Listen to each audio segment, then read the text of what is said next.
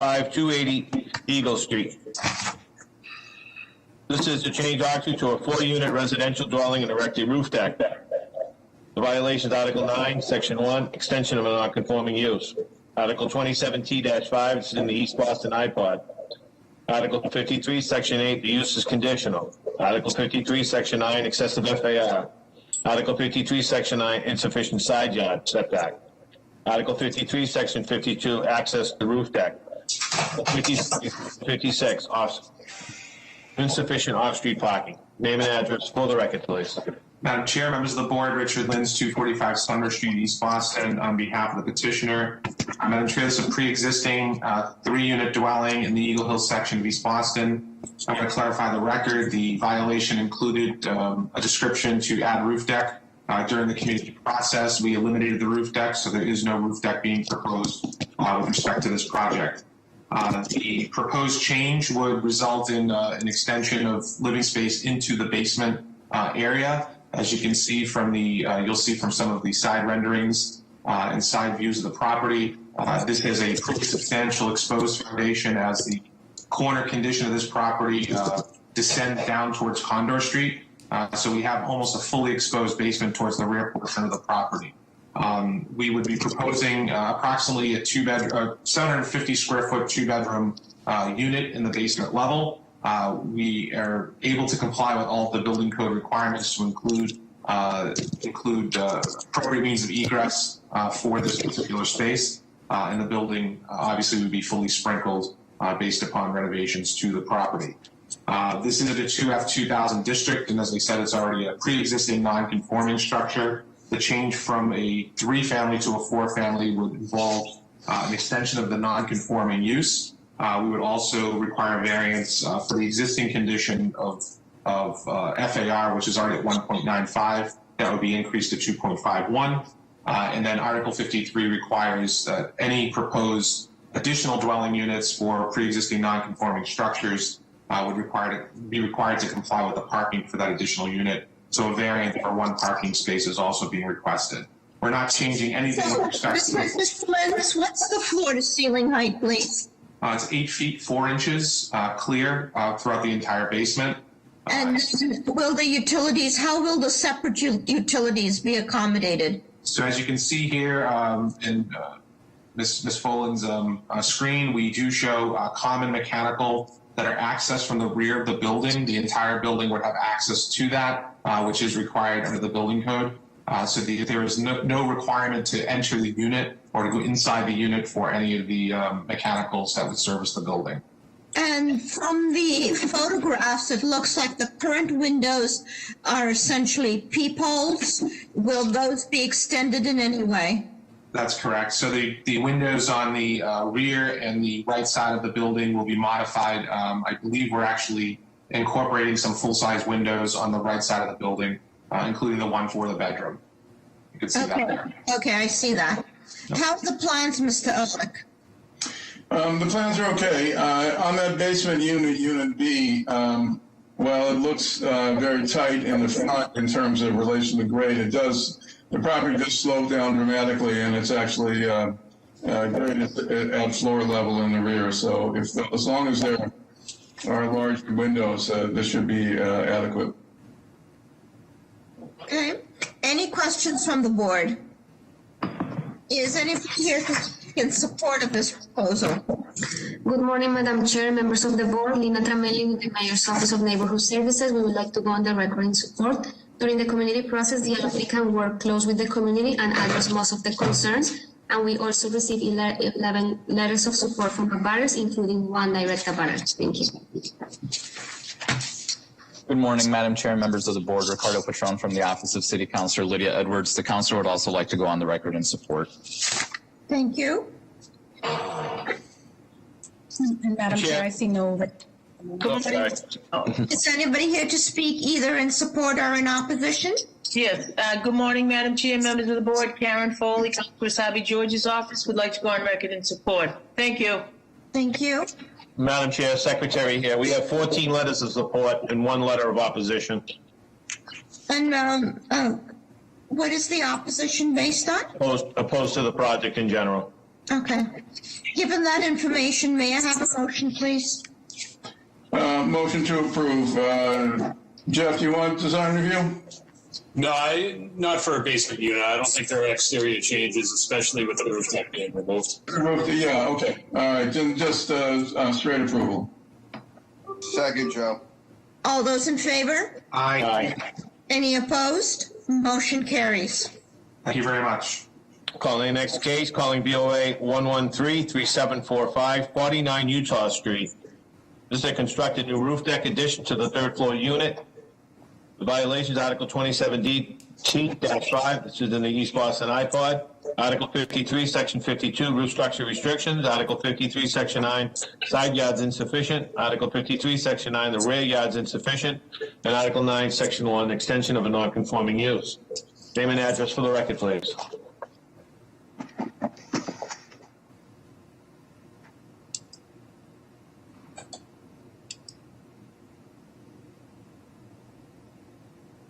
Who is here representing Utah Street? Hi, Nathaniel. You've been unmuted. Yes, I'm unmuted now. Good morning, Madam Chair, members of the board. This is Nathaniel Brevard for 49 Utah Street. My address is 145 Washington Ave, Winthrop. So tell us what's being proposed. Sure. So this project is just for a roof deck. It is a 2.5-story building in the Eagle Hill section of East Boston. The deck will be built on top of the rear of the second floor. That will allow the third floor to walk out onto it in the rear of that unit for their exclusive use. This is a three-family, is it a three-family dwelling? Yes, it is. Okay. Mr. Ehrlich, how are the plans? Drawings are fine. Okay, is any questions from the board? Is anybody here to speak in support of this proposal?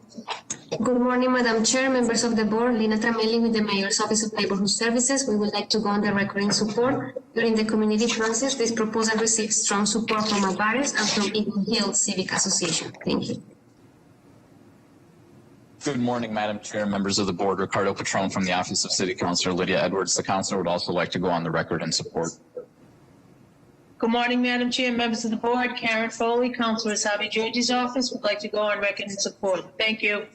Is anybody else to speak either in support or in opposition? Madam Chair, Secretary here, we have one letter of support.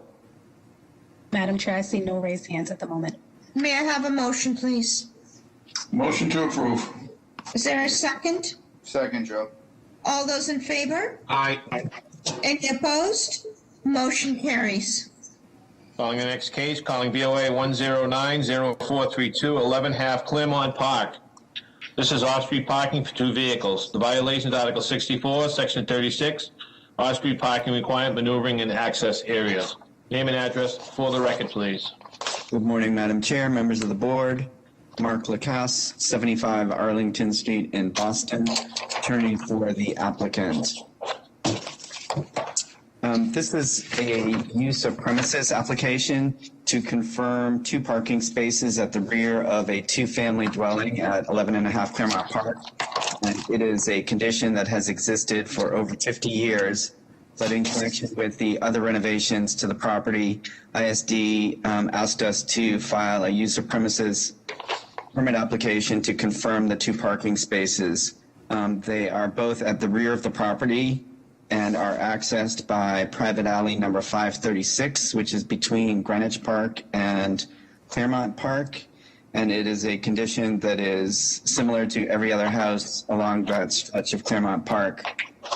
The two spaces are 20 feet by 10.5 feet, so they meet the size requirements for parking spaces.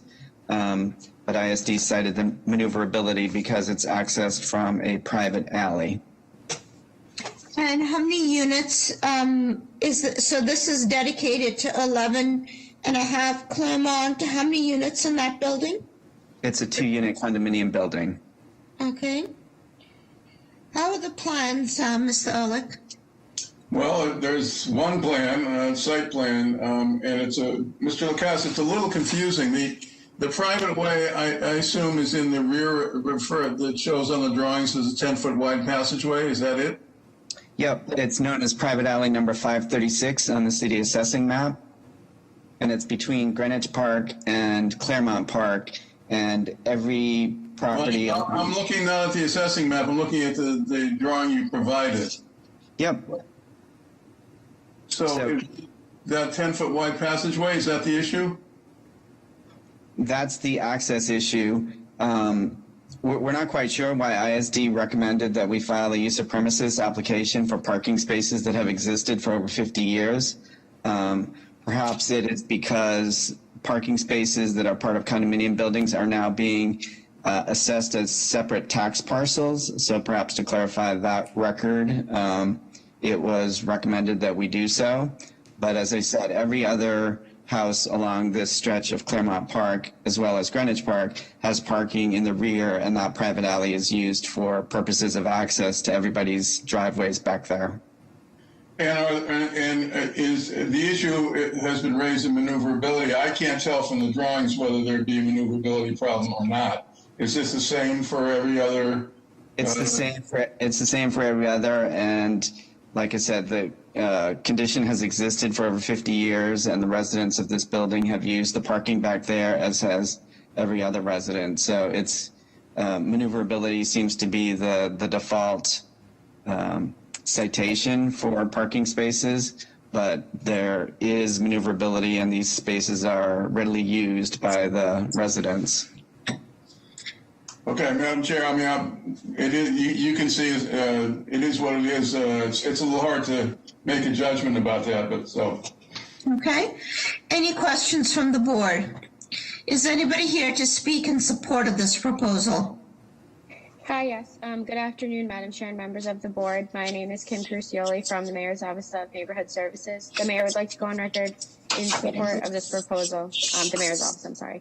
It was presented before the Claremont Neighborhood Association and received support, and there were no concerns or issues from the community. Thank you. Thank you. Anybody else to speak either in support or in opposition? Is Anna on? I'm here, but it doesn't fall under Councillor Flynn's list. Thank you. Okay. May I have a motion, please? Motion to approve. Is there a second? People, help me. Board members, is there a second? Madam Chair, I'll second that. Thank you. All those in favor? Aye. Any opposed? Thank you. Any opposed? Motion carries. Thank you. Calling the next case, calling BOA 111-7413, 294 Columbus Avenue. This is a change of occupancy from 4 to 5 residential units, demolish an existing spiral stair, infill former in-unit stair opening and 1-hour ceiling assembly. This is a violation of Article 64, Section 36, off-street parking is insufficient.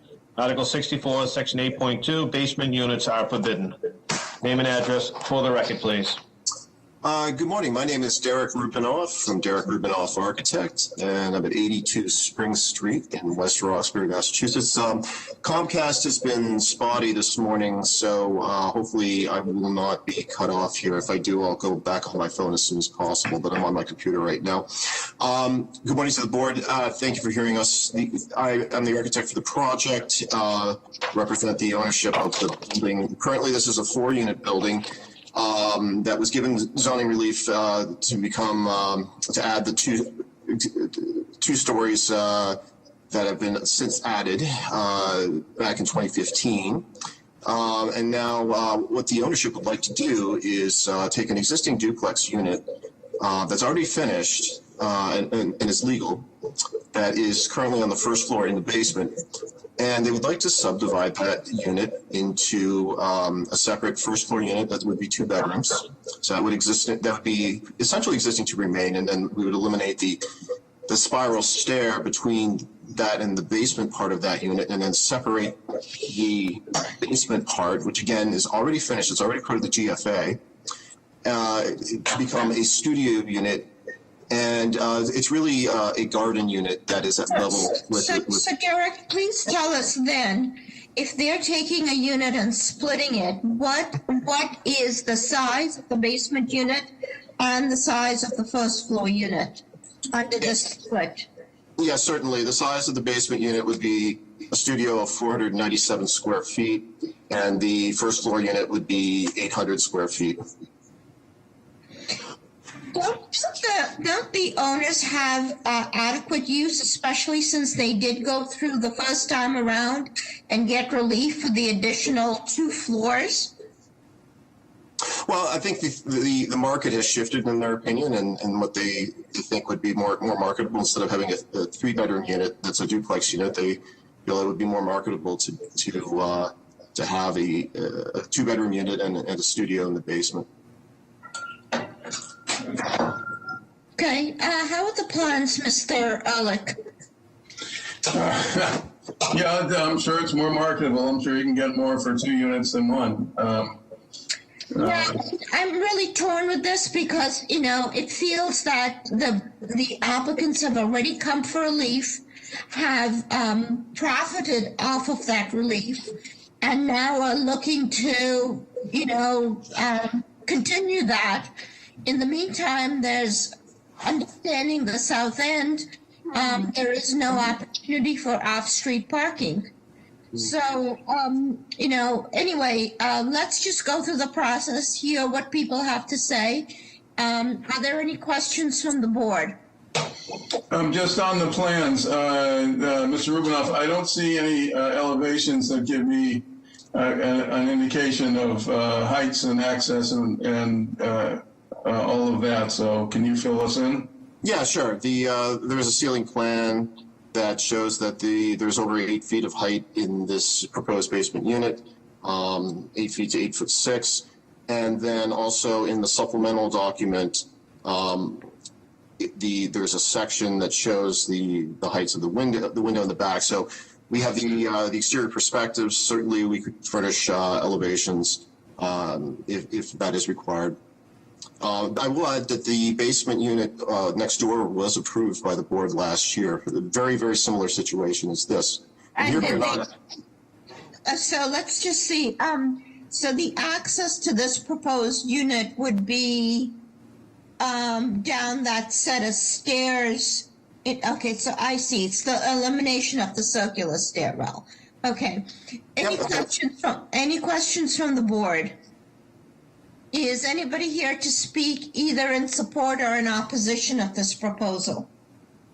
Hi, yes, good afternoon, Madam Chair and members of the board. My name is Kim Crucioli from the Mayor's Office of Neighborhood Services. The Mayor's Office would like to go on record in support of this proposal. An abutters meeting was held and there were no concerns. On the same street, other parcels that are multifamilies have basement units, so it fits in with the character of the neighborhood. The Ellis Neighborhood Association also supports the proposal. Thank you. Madam of the Chair, members of the board, Ana Calderon from Councilor Flink's office. The councilor would like to go on record in support, as we have contacted neighbors and the Ellis Neighborhood Association who reported no concerns with the project. Thank you. Madam Chair, members of the board, Paul Sullivan for City Council, urge Michael Flaherty, the council to go on record in support. Thank you. Ms. Ambassador, any more raised hands? Madam Chair, no raised hands at the moment. May I have a motion, please? Motion to approve with, do we need design review? No, we don't need design review, Joe. Okay, motion to approve. Is there a second? Is there a second? Second. Second, Ligris. All those in favor? Aye. Any opposed? For the record, I will voice my opposition. Motion carries. Great, thank you to the board. I appreciate it. Calling the next case, calling BOA 105-1295, 332 to 340 Summer Street. The applicant seeks to continue the use premises as a public parking lot for a fee for capacity of 40 vehicles, which expired on December 31st, 2020. The violation is Article 6, Section 4, a change in the previous decision of the Zoning Board of Appeal. Name and address for the record, please. Good morning, Madam Chair, members of the board. David Gottlieb, 309 Washington Street in Brighton.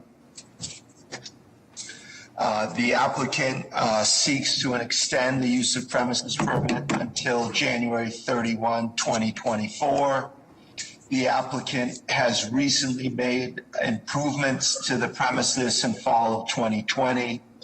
Those improvements were approved by the Fort Point Channel Landmark District Commission. They include refurbishing the fence that's on Boston Wharf Road and also installing a planting bed and landscaping. In regards to neighborhood outreach, we reached out to the Fort Point Neighborhood Association. We spoke with them over the phone, and they also visited the premises, and they provided us with a letter of support, and I submitted that letter of the support to the board.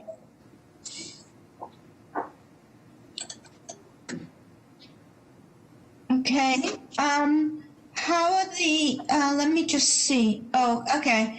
How are the plans, Mr. Ehrlich? Straightforward. Do you have any current photos? I do, Madam Chair. Thank you for asking that. I actually submitted a letter with a significant amount of photos to the ISD Board of Appeals showing the work that had been completed after the Landmark Commission gave us the approval. I would also like to note that we actually obtained a short form building permit from the Inspectional Services Department, Building Department, after the Landmark Commission gave us a certificate of design approval. That way it could be seen that we did the work that the Landmark Commission approved for us, and I provided photographic proof to the Board of Appeal. I emailed and also sent that priority mail with the photos to the board. So this is the lot behind row 34 that you enter on by that little road by Fort Point Market? Correct. So we're actually, the entrance to the lot is actually located on Congress Street, between the building located at 381 Congress Street and the building located at 369 Congress Street. And the parking lot is located below grade at Boston Wharf Road, as you said, behind row 34 restaurant. And so you're proposing to completely, entirely clean up that lot.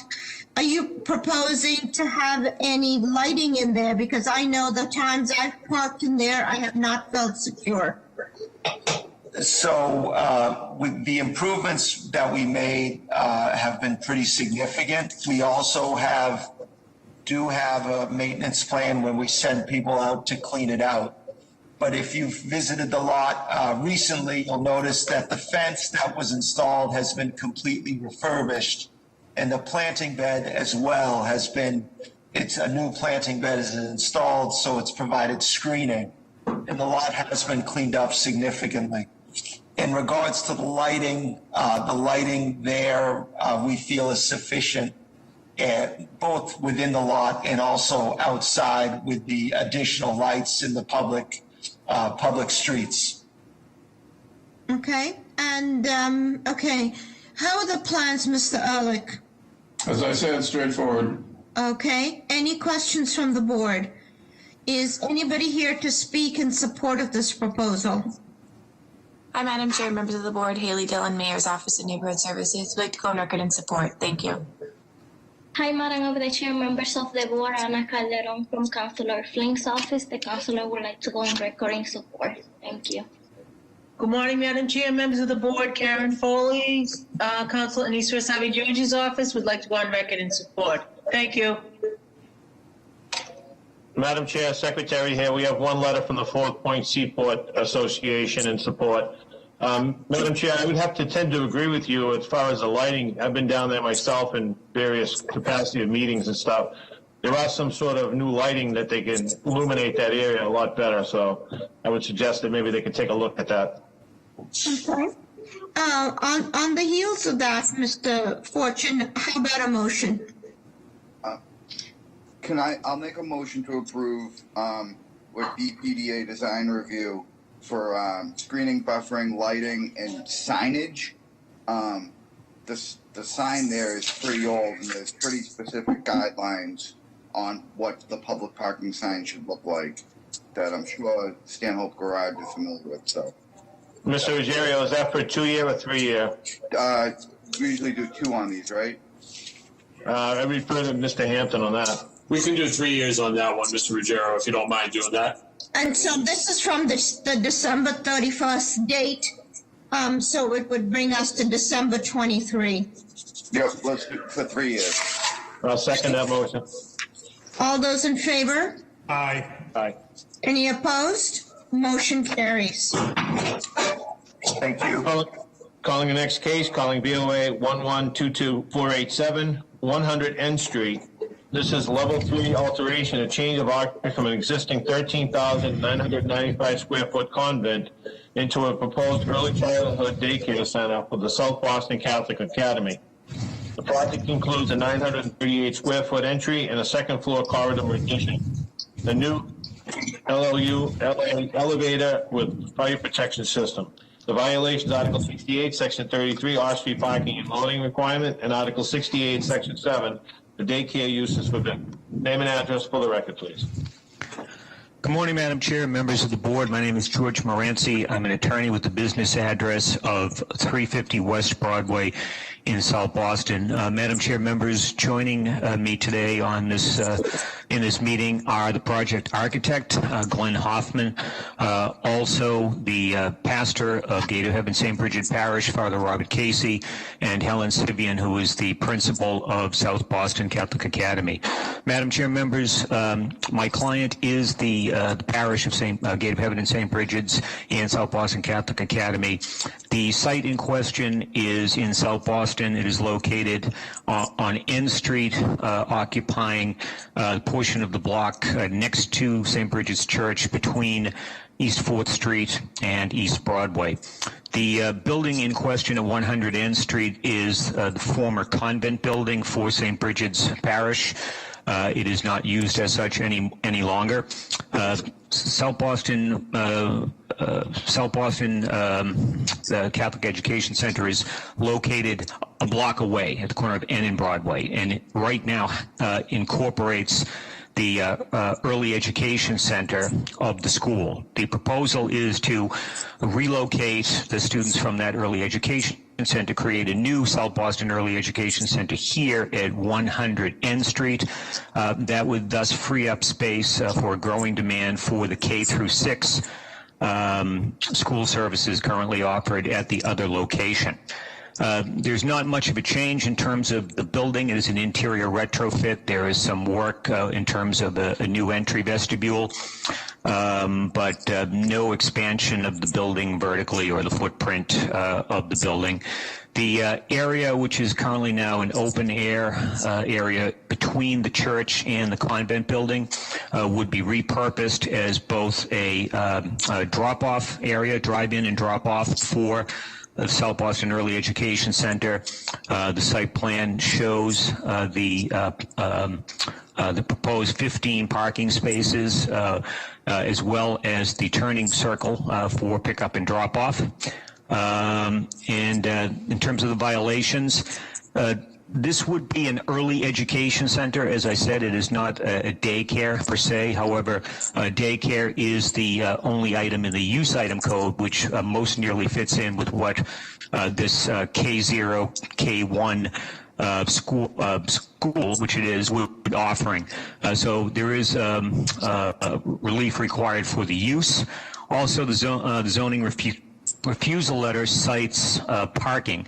The required parking here for the new use is 9 parking spaces, as I indicated. 15 would be provided. The reason why this was cited on the refusal letter, I believe, is because in the detail on the refusal letter is that the examiner says it doesn't account for parking for the other uses on the site, namely the church. The church has its own parking, which, looking at the site plan, is up at 11 o'clock. It's on the East 4th Street side of the site plan, which is the southerly side of the church. None of the parking for the church is impacted. Francie, hold on for a minute. How many children are they anticipating in this space? They're anticipating 5 classes of 15 children, essentially what the number is now at the other location at the corner of O and Broadway. And also there'll be staggered times for the preschool. So that there'll be some drop-offs occurring at 7, 7:30, and 8 a.m., and the pickups would occur at 2:30, 5 p.m., and 5:30 p.m. And the school would So at capacity, that would be 75 kids. How many staff people on the site are you anticipating? I can ask Helen Sibian, who is the principal, to talk about the number of staff people. Again, these are people who would be otherwise working a block away. This would be the new. I understand. Helen, are you available on the call? If you could raise your hand, or Father Casey. Yep, I'm going to. Hi, Helen. Put your name and address on the record, please, and tell us how many staff you're anticipating being on the site.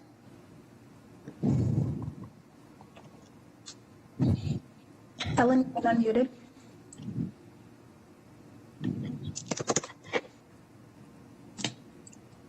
Helen, you've been unmuted.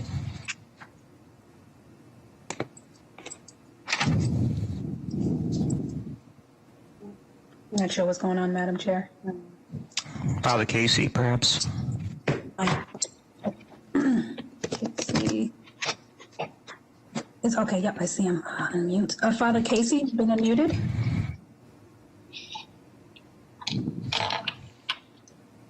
Hi, Father Casey.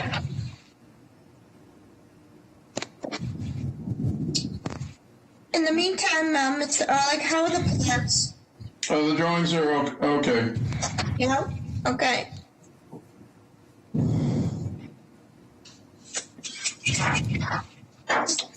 Father Casey, we can hear you. Can you just put your name and address on the record and tell us how many staff are anticipated?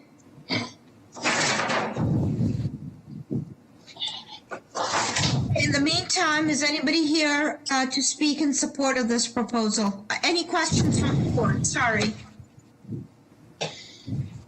Is anybody here to speak in support of this proposal? Hi, Madam Chair, members of the board. Haley Dillon, Mayor's Office of Neighborhood Services. The Mayor's Office is in full support of this proposal. Thank you. Hi, Madam Chair, members of the board. Ana Calderon from Councilor Flink's office. The councilor would like to go on record in support due to a true community process and work with the neighbors and City Point Neighborhood Association. It is Councilor Flink's position that South Boston Catholic Academy plans to add a daycare center will provide a much-needed option for affordable child care for many parents in South Boston. Councilor Flink enthusiastically supports this proposal as it will be a valuable resource to the community. Thank you. Madam Chair, members of the board, Paul Sullivan for City Council at Large Michael Flaherty. The council's record has been clear and consistent with Article 68 variances for residential projects. However, this proponent is seeking to reuse the convent that's no longer in use for early childhood seats that are in high demand in the neighborhood. We'd like to commend the proponent for working together with the neighbors, their ongoing commitment to South Boston. And he would like to offer his support and defer to the board's knowledge as to hardships under the code. Thank you. Thank you. Madam Chair, I have one raised hand from Minor. You've been unmuted. Madam Chair, members of the board, Minor Perez representing the Carpenters Union, would like to go on record in support of this project. Thank you. Good morning, Madam Chair. Sorry, go ahead. No, go ahead, Karen. Good morning, Madam Chair, members of the board. Karen Foley, Councilor Sabi George's office. Would like to go on record in support of this project, and we echo the comments of Councilor Flynn, Flaherty, and the Mayor's office. Thank you very much. Thank you. Madam Chair, Secretary, here we have 3 letters of support as well. Thank you. Okay, my goal had been to understand if there was enough parking spaces for the staff people so that there would be no impact on the community. Is that possible for you to answer, Mr. Moranci? Well, yes. So, Madam Chair, currently the staff is there's parking associated with South Boston Catholic Academy a block away. So the staff for the current, K0, K1, the same staff, in other words, is currently parked there. So there's no increase in the number of staff. It's just a relocation of the school services to a block away. So, whether they some may live in the community and walk to the school, or those who currently park at the other location, I suspect would continue to park there. Okay, thank you. May I have a motion, please? I'll make a motion to approve, and I'm going to suggest BPDA design review. There's a new storefront and entryway that probably bear a look at. Okay, is there a second? Second, Ligris. All those in favor? Aye. Any opposed? Motion carries. Calling the last case for 9:30, calling BOA 897-174-520 Dorchester Avenue. This is a roof deck. The amendment is that an issued permit and add a roof deck to a previously approved ZBA. Violation Article 15, Section 1. The floor day ratio is excessive. Article 16, Section 1. The height is excessive in stories. And Article 16, Section 1. Height is excessive in feet. Name and address for the record, please.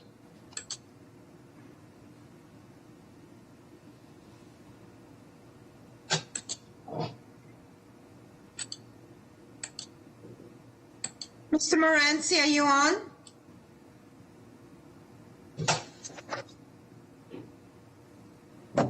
Hello, can you hear me? Now we can. Go ahead. Okay, thank you. My name is George Moranci. I'm an attorney with the business address of 350 West Broadway in South Boston. Madam Chair, members, I know the last thing that the board wants to hear is this sort of an introduction, but this is a very, very curious case, and will take some explanation. But feel free to cut me off when you think I've spoken enough. But this is a matter of a roof deck that has already been approved on the roof of a building that's already been built. And it was all approved by the board on February 28, 2017. The cause of this coming back to the board is that at about the time that this matter went to the board, and it went to the board with 2 roof decks, as well as an elevator override and a penthouse, a head house, to access the roof, because it is a 4-story building with an occupied roof. At this time, in the fall of 2017, the Inspectional Services Department was, at the time, insisting upon head house access. Penthouse is the term under the building code, and I'll continue to use that term, requiring penthouse access to occupied roofs on buildings of 4 or more stories. The plans examiner then, after this matter was approved by the board, indicated to my client that because there were 2 roof decks, that there needed to be 2 penthouses. I have an email exchange, and this is the only way I was able to bring myself up to speed with what was going on here, an email exchange from October 11th, which I'm not going to read unless the board asks me to, October 11th, 2017, with the Commissioner of ISD at the time, Mr. Christopher, whereupon I was suggesting that the single penthouse should be considered adequate under the building code. And the ruling was, and Commissioner Christopher was in touch with the State Board of Building Regulations and Standards, the ruling at that time was that there needed to be 2 penthouses. My client was required to file an amend application for the second deck, which had already been approved by the board, but with hatch access, and to submit a new application for that. Now, that's fairly confusing already, but... so, Mr. Moranci, hold on. How many units in this building? 8 units. This is 8 units. How many stories? 4 stories. And it's 4 stories, and these are access only to 2 units. The drawing that I see in front of me, what is the difference between the shaded and unshaded areas?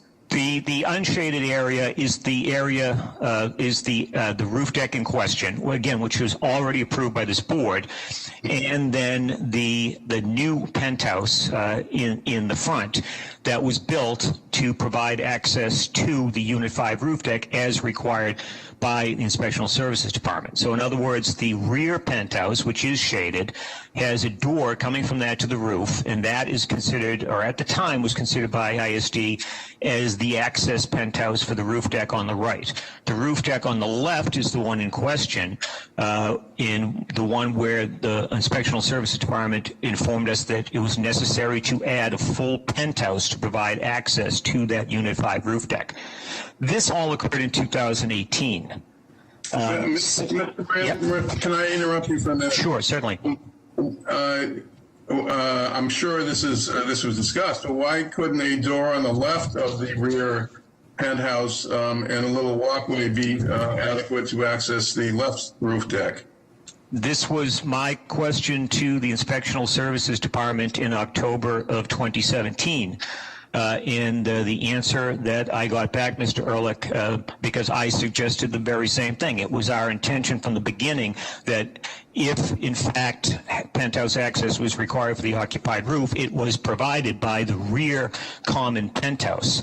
The position of the Inspectional Services Department at the time was that if there are two decks, there need to be two penthouses. It was a literal application of the relevant building code section, which, as the board is aware, is not applied the same way today.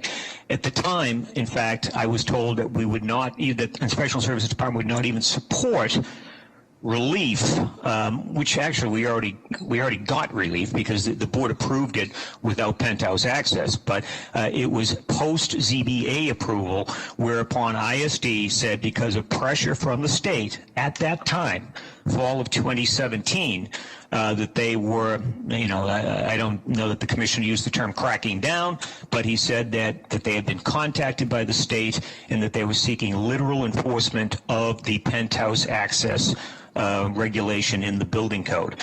And that's what this is about. And just to confuse matters, complicate matters a bit more, there was an abutters meeting held on November of 2018, and then the hearing, for some reason, was never scheduled. And we didn't find out about this until the certificate of occupancy for the building issued, and that CO said issued for 8 units and 1 roof deck, but not the second roof deck because of a pending amend application. I contacted ZBA staff. There was no record of the hearing being held, and nobody at the time noticed. I didn't notice. My client didn't notice. Nobody noticed. And we got to this point where we're now 4 years later, and it's necessary to clean this up in order to get a full permanent certificate of occupancy. So basically, you're coming here to ask us for approval for that front penthouse and the front deck, essentially.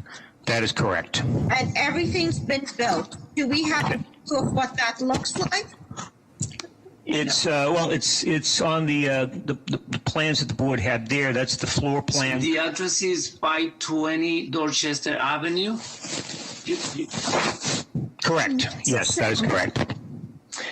So, Mr. Moranci, there'll be 3 penthouses back to back, right?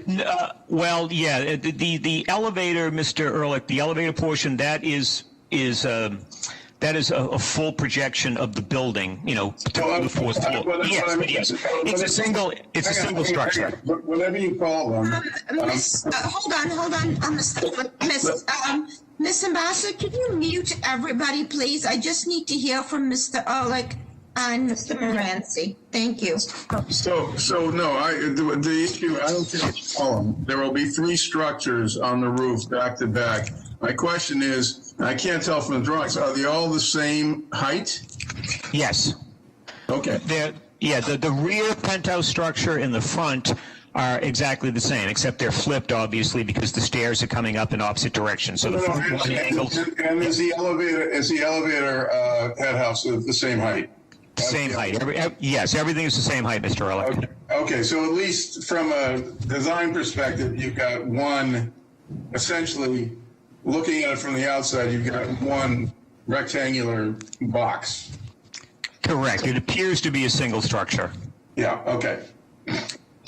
Okay, so I look at the Google Maps show me. That's really odd because the rendering that's posted on the construction site shows a pure flat roof. Okay. There are two buildings there on the Google Street View, Madam Chair. So it's, I think you're probably looking at the correct one. It's the building on the right. It says 520 Dot Ave. Yeah. Okay. Okay. So so it's essentially a block. Okay. And okay, so I don't know. It feels like our hands are tied unless we want to go ahead and ask for the demolition of that front penthouse. Any other questions from the board? Is anybody here to speak in support? Madam Yes. Chair, I just got a quick question. Sure. Are the roof deck, are they done? I'm looking at Google Earth here, and I don't see any roof decks. Yes, that's an old image, Mr. Fortune. The building, actually, units are for sale, which this is also complicating because unit owners, unit buyers' attorneys are insisting upon a full permanent CO, and that's what can't happen until this gets resolved. But yes, those are just old. Both the street view and the bird's eye view are old images. Okay, thank you. Okay, anybody here to speak in support of this proposal? Hi, Madam Chair, members of the board, Haley Dillon, Mayor's Office of Neighborhood Services. We'd like to go on record in support. Thank you. Thank you. Anybody to speak either in support or in opposition? Madam Chair, I see no raised hands at the moment. You know, this is the part that just makes us, I think, as board members, and this is not to you, Mr. Moranci, but to the universe out there that might be listening, that we anticipate that when a project comes before us, that's the final project, the final product. And obviously this kind of brings to mind that really doesn't happen, that there's all this tinkering that occurs that then puts everybody in a bind. But after making that statement, may I just have a motion, please? Yeah, I'm going to make a motion to approve. I mean, I don't like the idea of adding an additional penthouse, but given the fact that there's already two structures and this won't really affect the view line and the roof line, it'll just extend it. I guess under the circumstances, I'll make a motion to approve. And this by no means sets a precedence because we will take the projects on a case-by-case basis. Yes. For a second? Second, Joe. All those in favor? Aye. Any opposed? Motion carries. Thank you. The board is now adjourned until 12:30. I ask that any applicants who may be requesting a withdrawal or a deferral, please get in touch with Ms. Ambassador as soon as possible so she is aware of your intentions. Thank you.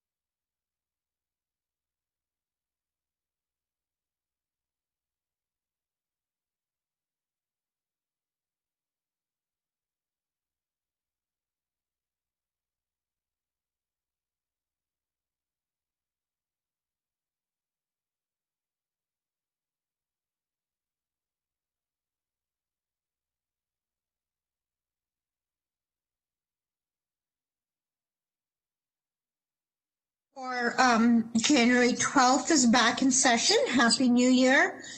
I just want to remind people who are on the phone to press *3 because I think Ms. Ambassador has taken care of everybody else.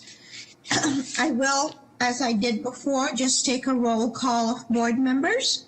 Mr. Fortune. Yeah, Madam Chair. Mr. Ehrlich. Can I'm here. Can we make sure that everybody's Mr. Ruggiero? Here. Mr. Legris? Good afternoon, Madam Chair. Good afternoon, Mr. Kendall? And Mr. Bo? Hey, Madam Chair, there's an echo on your side. Are you logged onto two systems or? I'm sorry? Yeah, there's echo coming from your end, I believe. Is it from my end? Okay. Is it here now? No, yep, it's all set. Okay. Is Mr. DeVos here, Mr. Kendall? And Mr. Hampton? Good afternoon, Madam Chair. I'm here. Afternoon.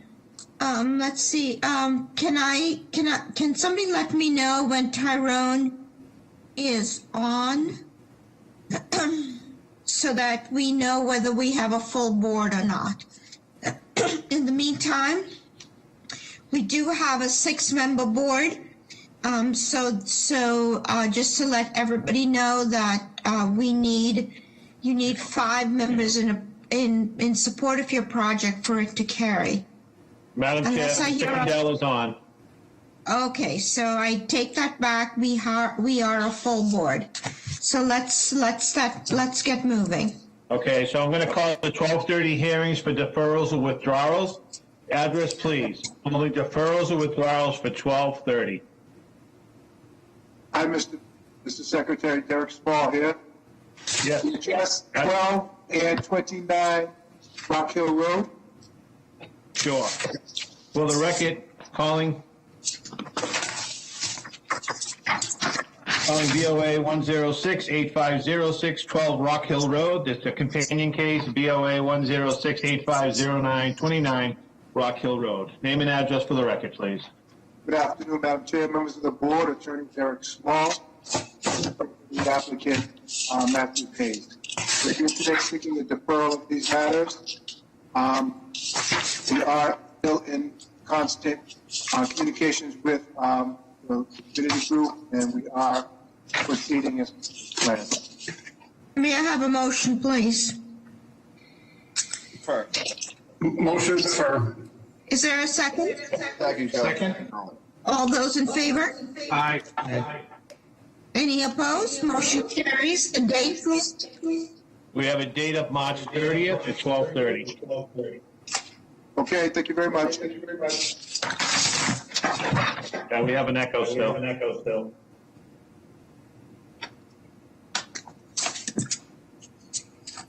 Are there any other deferrals or withdrawals for 12:30 only?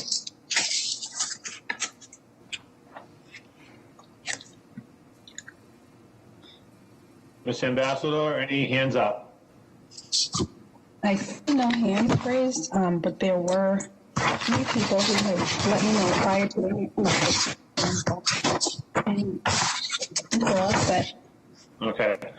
Call the first two cases in. Sorry, yes. Yeah, no, that's it. I'm sorry, Jesse, you're having a hard time hearing you going in and out.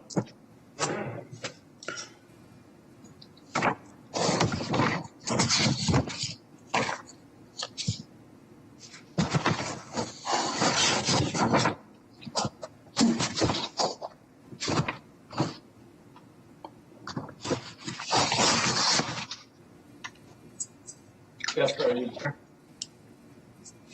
Yes, sorry, it's coming in and out. Can you guys hear me? Yes. Okay, sorry, what was the question? Yep. Can we call Any Eddie other hands Roach? raised? Eddie Roach has his hands raised. Has his hand raised. Eddie Roach, 1 second.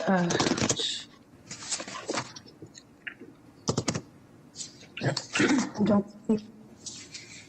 One second. Is he calling in?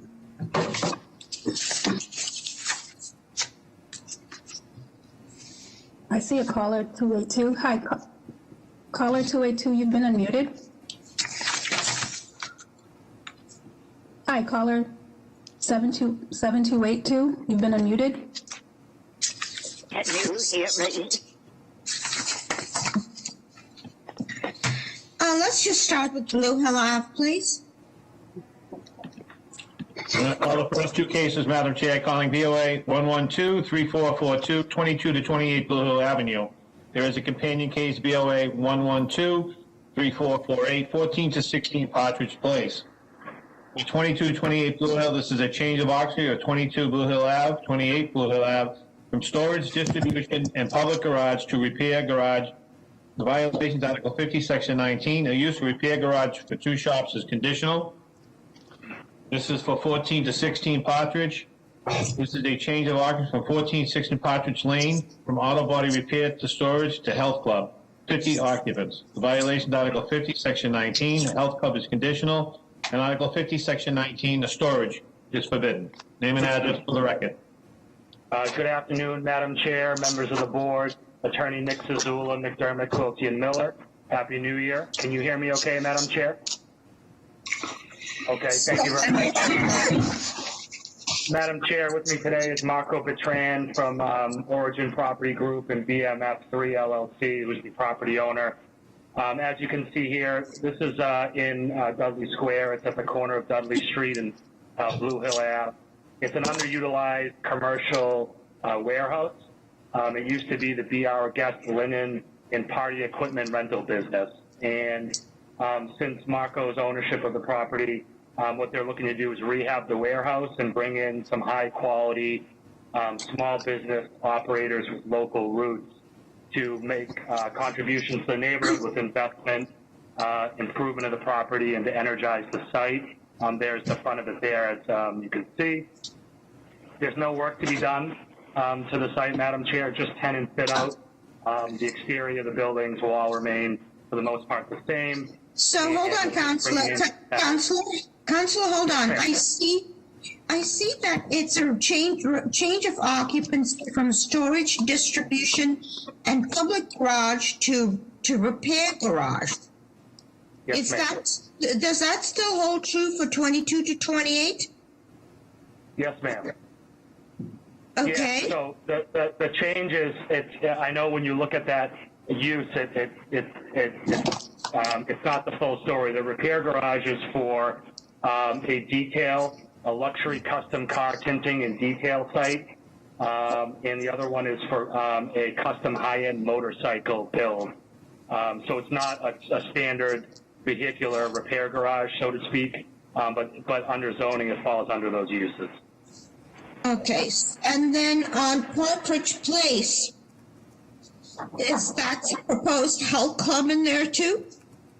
Yes, ma'am. Again, I think that's a little bit of a misnomer. It is a fitness use. It's called One More Rep Fitness, and that's a high-end. The proposed tenant there is a high-end physical personal training facility. It's not like a vanilla box, big fitness gym. It's more one-on-one personal training. So again, although it's a health club use under the zoning code, it's as a use category, it's really more of a personal training facility with less than 50 occupants. So it's a small-scale gym. And where is parking going to be accommodated for these uses?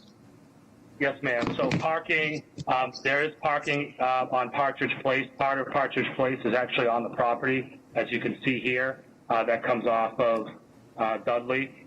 So there is parking along Partridge Place.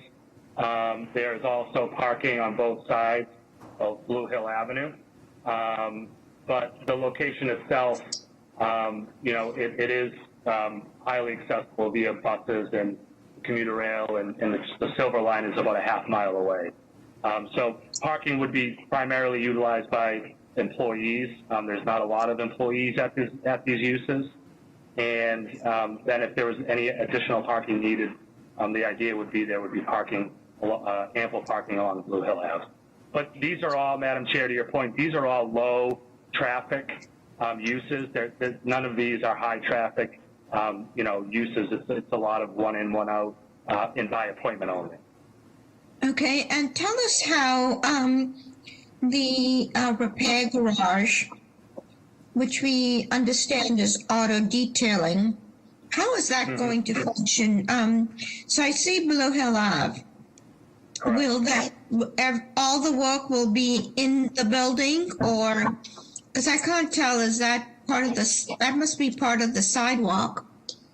Marco, are you on? I don't know if you can unmute yourself. I am. Mr. Bertrand is the landlord and the developer here, or the property owner. My understanding is all of it will be inside. Marco, you want to expound on that? Certainly, we've been working with the community a lot on these issues, and all of the work will be inside. There's existing bay doors, so the doors will, the cars will come in through the existing bay door that is on Blue Hill Avenue, and all of the work will be inside. The facade will be refreshed, so they'll see retail storefront there for the garage. But all the car work will be inside the garage bay. How are the plans, Mr. Ehrlich? There's really not that much work to be done. It's mostly fire safety and some cosmetic stuff, so the plans are okay. Okay. Is anybody here, any questions from the board? Anybody here to speak in support of this proposal? Good afternoon, Madam Chair, members of the board. Joe Coppinger with the Mayor's Office of Neighborhood Services. An abutters meeting was held on October 27th, 2020. The project was also vetted by the Clay Street Neighborhood Initiative.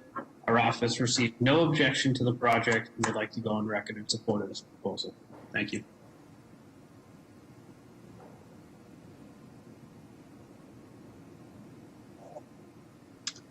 Good afternoon, Madam Chair and Board of Directors. My name is Genevieve Ganami, and I'm here representing President Janey's office. I'd also like to go on record that she's in support of the 2228 Blue Hill Ave project. Thank you. Madam Chair, I have one raised hand. Okay. Right. Caller 401-603, you've been unmuted. Do you have a question? Hello? Hi, Your name and address on the record, please. My name is Jose Flores. I'm calling in regard to 139 Fulton Street and Roxbury. Oh, this not Ward 11. that case isn't going on. We'll mute you. Thank you. Okay, so it sounds like we probably need a review of signage. I can't recall, because that intersection is quite crazy, whether there are grates in front of the buildings. Any information on that? Marco? Yeah, we're making no changes to the external facade other than replacing broken glass and some broken doors, but there will be no changes. The paint will also be refreshed. But there's no grates. I'm sorry, there's no grates. I apologize. No grates. Nope. Okay, so may I have a motion, please? Motion to approve BPD design review for signage. Second. A second. All those in favor? Aye. Any opposed? Motion carries. Madam Chair, in the chat, Joe Federico was saying he was having connectivity issues, but was looking to defer and William Street. Okay. To go about that. Give him a couple minutes to see if he can solve that, and we'll go ahead because we do have a couple of agenda items before him. Calling the next case. Calling VOA 1130252 98 Forbes Street.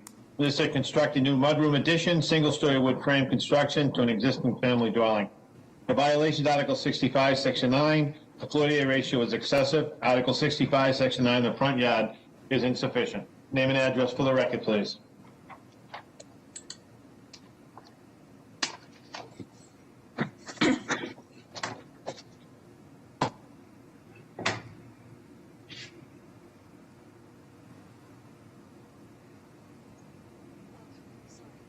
My name is Carol Marsh. I'm the architect for the project. My address is 29 Lincoln Street, Hyde Park. And the building owner is also here today. He's not probably going to have to speak, but that's Greg Allo. So that was a view of the front of the building. This is the plan. This is a very small addition to create a mudroom entry for the house. So on the left is the existing side of the house that has a small existing addition for the existing bathroom. And we'd like to attach an extension to that coming up to almost up to the front of the house for a mudroom, as you see on the right. And how many square feet? 112 square feet. How are the plans, Mr. Ehrlich? They're de minimis, they're fine. Any questions from the board? Is anybody here to speak in support of this proposal? Good afternoon, Madam Chair and members of the board. My name is Lindsay Santana from the Office of Neighborhood Services. An abutters meeting was held on November 14, 2019 for this proposal. The applicant worked with abutters to address some of the concerns. They have received the support of the Jamaica Plain Neighborhood Council. The mayor's office would like to go on record in support. Thank you. Good afternoon, Madam Chair, members of the board. Justin McClary from City Councilor Matt O'Malley's office. The council would also like to go on record in support. Thank you.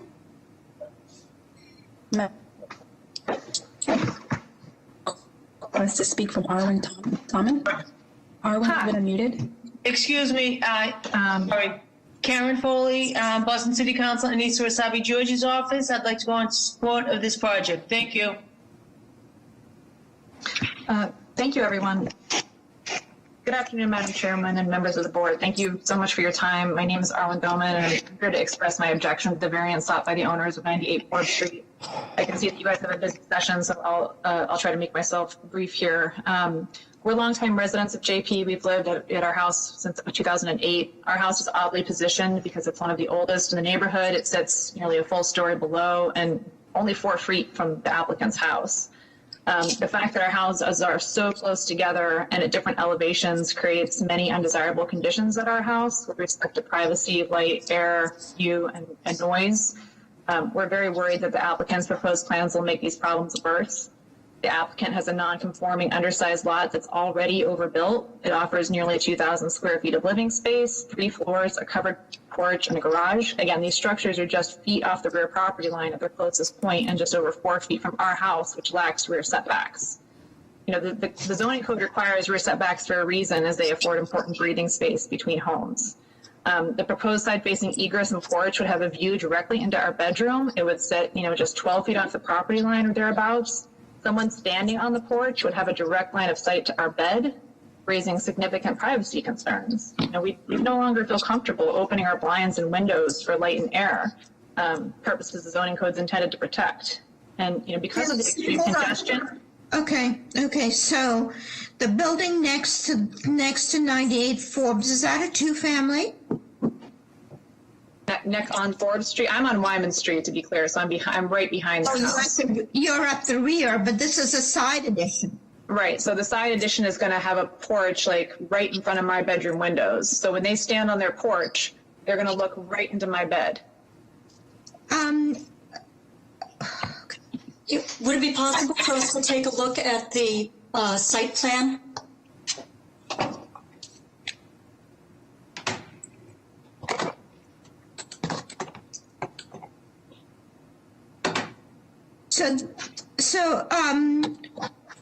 So it looks like the addition is, Carol Marsh, can you just talk us through this? Because I need Colette, can you kind of zoom in so we can, it looks to me like, let's just see, okay? So that's Forbes Street. Where is Wyman? Wyman is directly behind, so Okay, so I'm looking at this, and it looks like the proposed one-story addition is just essentially squaring off the building. That's correct. Okay. And so the bathroom that's currently there stays where it is, and this proposed one-story mudroom addition is squaring off the building. Okay, thank you. Anybody else to speak on this project? In support or in Madam opposition? Chair, I have one letter of support.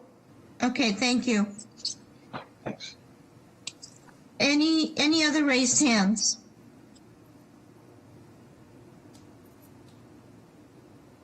No, ma'am. Okay, I see a hand raised by James Green. Hi, James, you've been unmuted. Are you looking to speak on this proposal?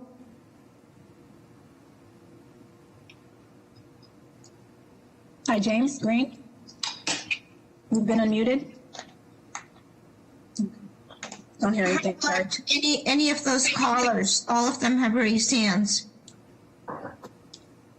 There are two who are calling for different projects that I'm aware of.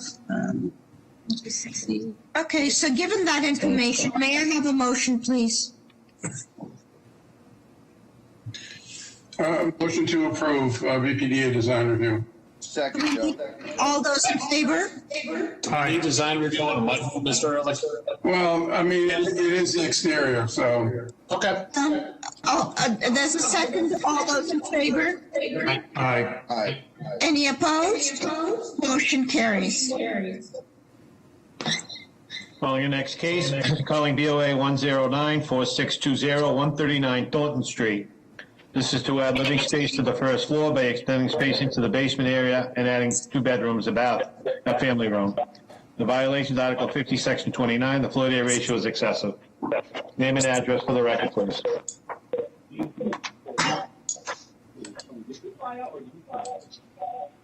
Hi, Jose, you've been unmuted. Hello. Good afternoon. Hello, my name is Jose Flores. I'm calling for 139 Thornton Street, Ward 11. Tell us what you're proposing, please. I'm sorry, say that one more time. Tell us what you're proposing, please.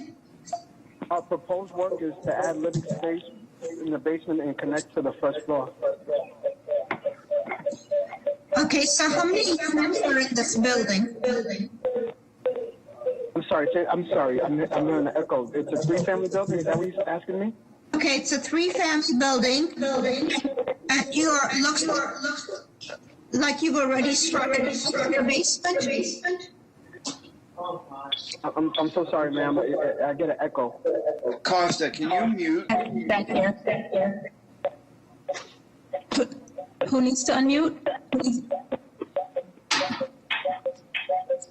We're getting really bad echo, but I'm not sure where it's. Jessica, I think it might be the applicant. You might have 2 things open. You might. Okay. Yeah. Jose, do you have 2 things open right now?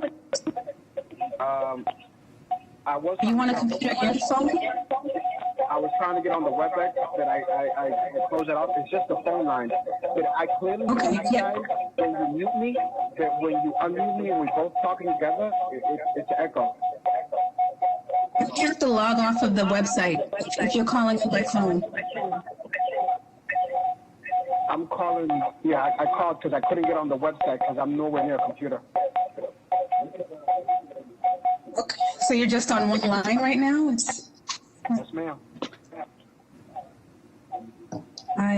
I'm sorry. I don't know where.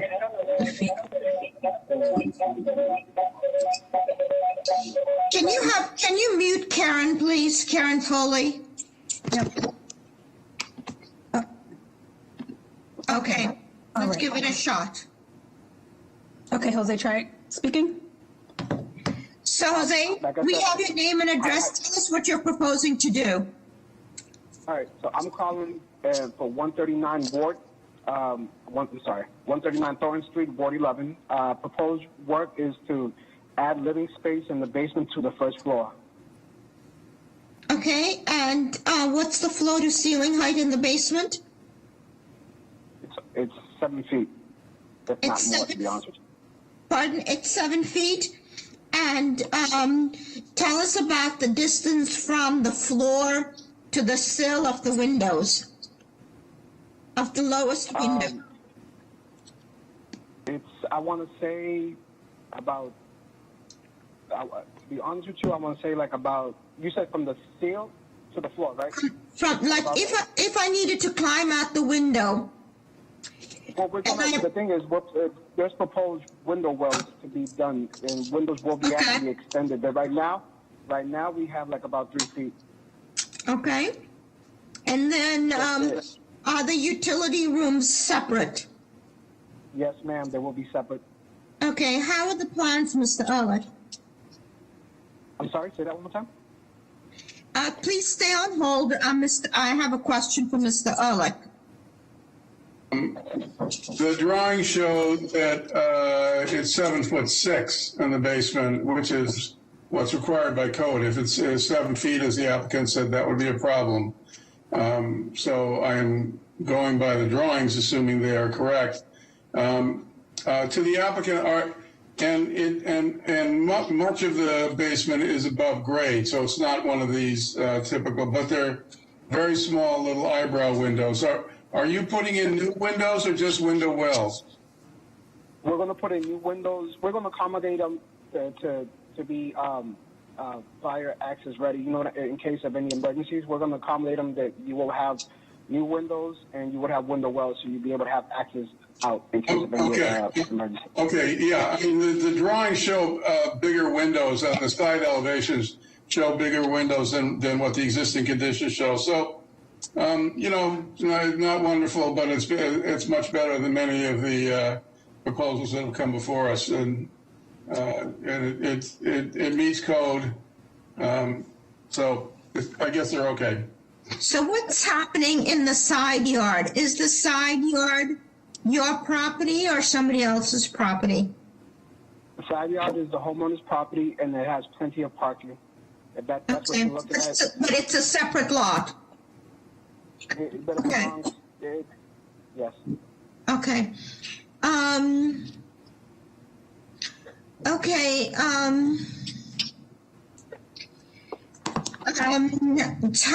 The plans are adequate. Mr. Ehrlich. Yeah. Oh, yeah. You know what? I was a little confused on location. Now I know where I am. Okay. Is anybody here to speak in support of this proposal? Good afternoon, Madam Chair, members of the board. Joe Coppinger from the Mayor's Office of Neighborhood Services. And a butters meeting was held on October 8th, 2020. The project was also vetted by the Highland Park Neighborhood Coalition. The proposal received positive feedback from neighbors who appreciate the fact that it will not change the footprint of the home.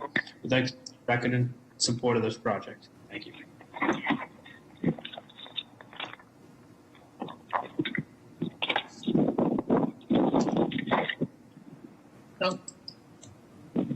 Karen, you all set? Madam Chair, there are 2 other raised hands, but it appears they are for other projects. Is there anybody? I don't remember. Is Genevieve from Councilor Janey's office? She's still on the line. I'm here. Are you going to offer an opinion on this project? No, not at this moment. Okay, so you're going to pass. Okay, given that information, may I have a motion, please? Yeah, Madam Chair, just to allay whatever concerns you have, the image that we're looking at, if you scroll down a little bit, it shows sections. Yeah, okay, you can see, and it's 7'6" floor to ceiling, and it's 44 inches to the bottom of the window, so it's okay. So I'm going to make a motion for approval. Do you want GA to have a look at those windows? I mean, they're pretty straightforward. This is all interior work. Okay.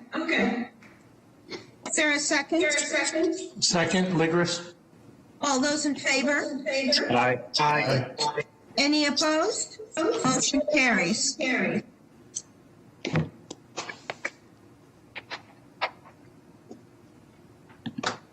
Mr. Ambassador, has Mr. Federico got online? Let me check. He's still here. Hold on, let me unmute you. Mr. Federico? Yes, I'm here. Are you deferring? I am deferring. Okay. I'm going to call into the record, then I'll ask for your identity. For the next two cases, calling BOA 1131-644 97 William Street, companion case BOA 111-6715 99 William Street. Name and address for the record, please. For the record, this is Joe Federico, address 70 Porter Street, Westwood, Massachusetts. And you're requesting a deferral on this? Yes, I am, ma'am. I am requesting a deferral. Okay, may I have a motion, please? Motion to defer. Second, Joe. All those in favor? Aye. Aye. Any opposed? Motion carries. Madam Chair, we have a date of March 30th, 12:30. Madam Chair, we need to find out who the echo's coming from, because it's going to be crazy for us. It's very disturbing.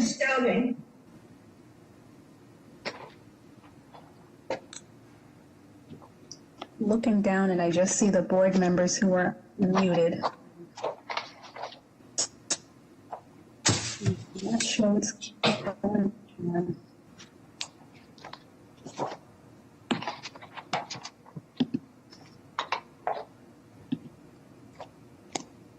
Costa, can you mute for a minute, please? I was muted. Okay, you were. Okay. So go ahead, Jessica. What are your thoughts? No, I don't hear an echo now that we're speaking. No, I don't either. I don't know if that's going to just. All right, I'm going to go to the next case. Calling BOA 112-9263, 116 Alexander Street. This is erect a new 3-story, 2-family dwelling, proposed 2 off-street parking. The violations, Article 10, Section 1, off-street parking shall not be located on the side lot line less than 5 feet. Article 50, Section 29, the lot area is insufficient. Article 50, Section 29, lot width is insufficient. Article 50, Section 29, lot frontage is insufficient. Article 50, Section 29, the floor area ratio is excessive. Article 50, Section 29, usable open space is insufficient. Article 50, Section 29, front yards insufficient. Article 50, Section 29, side yards insufficient.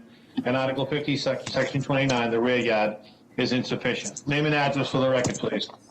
Good afternoon, Madam Chair, members of the board, Attorney Derek Small, of the business address of 51 Dobson Road in Denison, Massachusetts. Also, I think Eric Zackerson is the architect of this project. So being muted, Madam. We're here today seeking relief to erect a 2-family dwelling, 2 parking spaces on a vacant lot. The zoning sub-district is 4,000, and our lot size is 2,040 square feet. Madam Chair, do you want Eric to go through the site plan and the floor plans? So this is a 2-family dwelling. Was this project this addressed before this board in the past, Derek? Not that I'm aware of, Madam Chair. Okay, and so this is a vacant lot then? That is correct. Okay. So either one of you can go through this. I think the lot frontage, the lot width, that'll make sense. Can you describe to us what this building might look like? Colette, can you just move so that we can see the street view? And is there any basement living? There's no basement on the building. Okay. And so does it imitate the building form of the buildings around it? To the right of the property is a large swath of MBTA property, and to the left of the property there's a single 2.5-story building and then a couple of empty lots. Okay. Okay, I can see now. How will the parking work? There are 2 parking spaces at the rear of the property, and a portion of the building hangs out over part of the part of that. Okay. How are the plans, Mr. Ehrlich?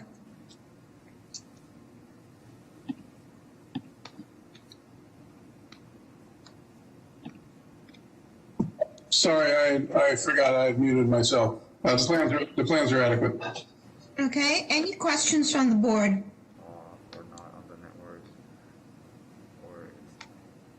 No? Okay. Is anybody here to speak in support or in support of this proposal? Good afternoon, Madam Chair, members of the board. Joe Coppinger with the Mayor's Office of Neighborhood Services. An abutters meeting was held on October 29th, 2020, and the project was also vetted by the Dudley Street Neighborhood Initiative. Residents who joined the meeting had no objection to the project, and we'd like to go on record in support of this proposal. Thank you. Thank you.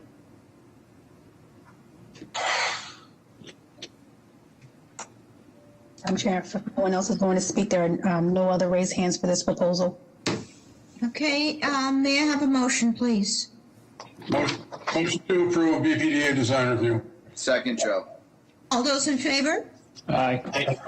Any opposed? Motion carries. Thank you, Madam Chair, members of the board. Attention. Calling the next case, calling BOA 107-0492, 17 to 19 Placement Road. This is a change of occupancy from a two-family dwelling to a three-family dwelling. The violation, Article 65, Section 41, off-street parking and loading. Article 65, Section 8, the use and regulations for three-family use was forbidden. Article 65, Section 8.2, regulations on basement units. Article 65, Section 9, the floor area was excessive. Name and address for the record, please.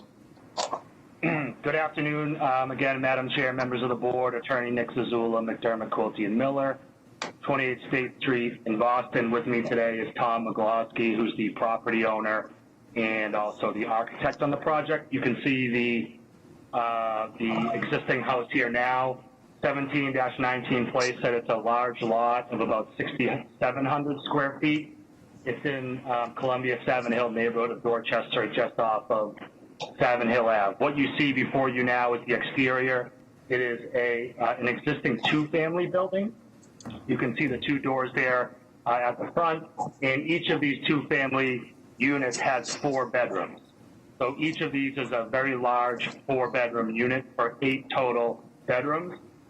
And what we're proposing is to just reconfigure the interior existing space of this two-family to turn it into a 3-family and add 1 bedroom. So instead of 2 4-bedroom units, we'd be proposing a 3-bedroom unit, a 2-bedroom unit, and then one of the 4-bedroom units on the top floor would remain as a 4-bedroom. There is no expansion to the existing building envelope.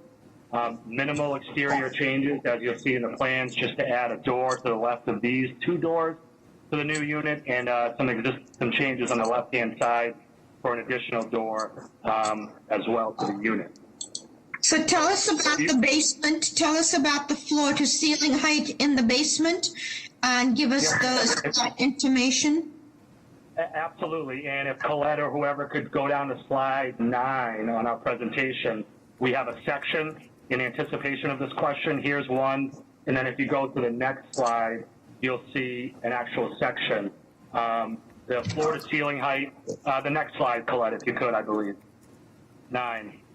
The floor, here you go, right here, perfect. The floor-to-ceiling height is 7 feet 6 inches. The windows are approximately 3 feet 6 inches from the ground, so they are lower. This would be a full window, and you can see on the right-hand side, Madam Chair, knowing Mr. Ehrlich would have questions about this, we did provide some mock-ups of kind of like dug-out further window wells as well.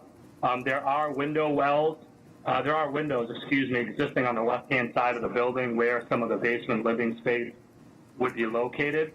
And actually, there's a grade change from the front of the site to the rear of the site, and from the left of the site to the right of the site, which actually will allow for doorway entry into the lower level directly, as well as substantial light, air, accessibility, the issues that we know are prevalent with this type of expansion into the basement.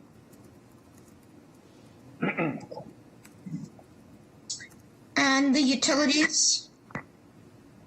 The utilities would remain where they are, I believe. They would be separate.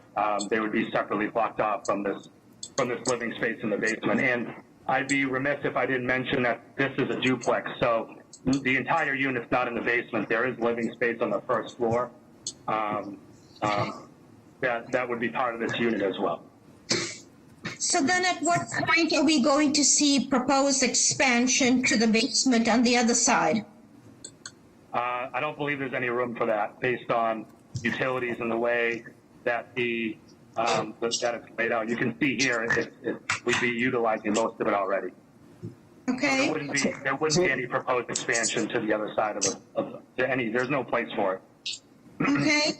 How are the plans, Mr. Ehrlich? Madam Chair, we are finally getting our applicants, we're training our applicants. These drawings answer all of the questions that we normally have. The drawings are adequate. We'd also like to train our attorneys, please, Nick, to talk to applicants if they're not thrilled about this continued expansion into the basements, okay? Understood, There are Madam Chair. exceptions where it works, but it's just not. Understood, Madam Chair. Okay. We're having those discussions. We've heard you loud and clear. As you can see from these plans, we anticipated the questions and tried to provide adequate plans to show you what we were trying to do. But we understand. Thank you. Okay. Any questions from the board? Is anybody here to speak in support of this proposal?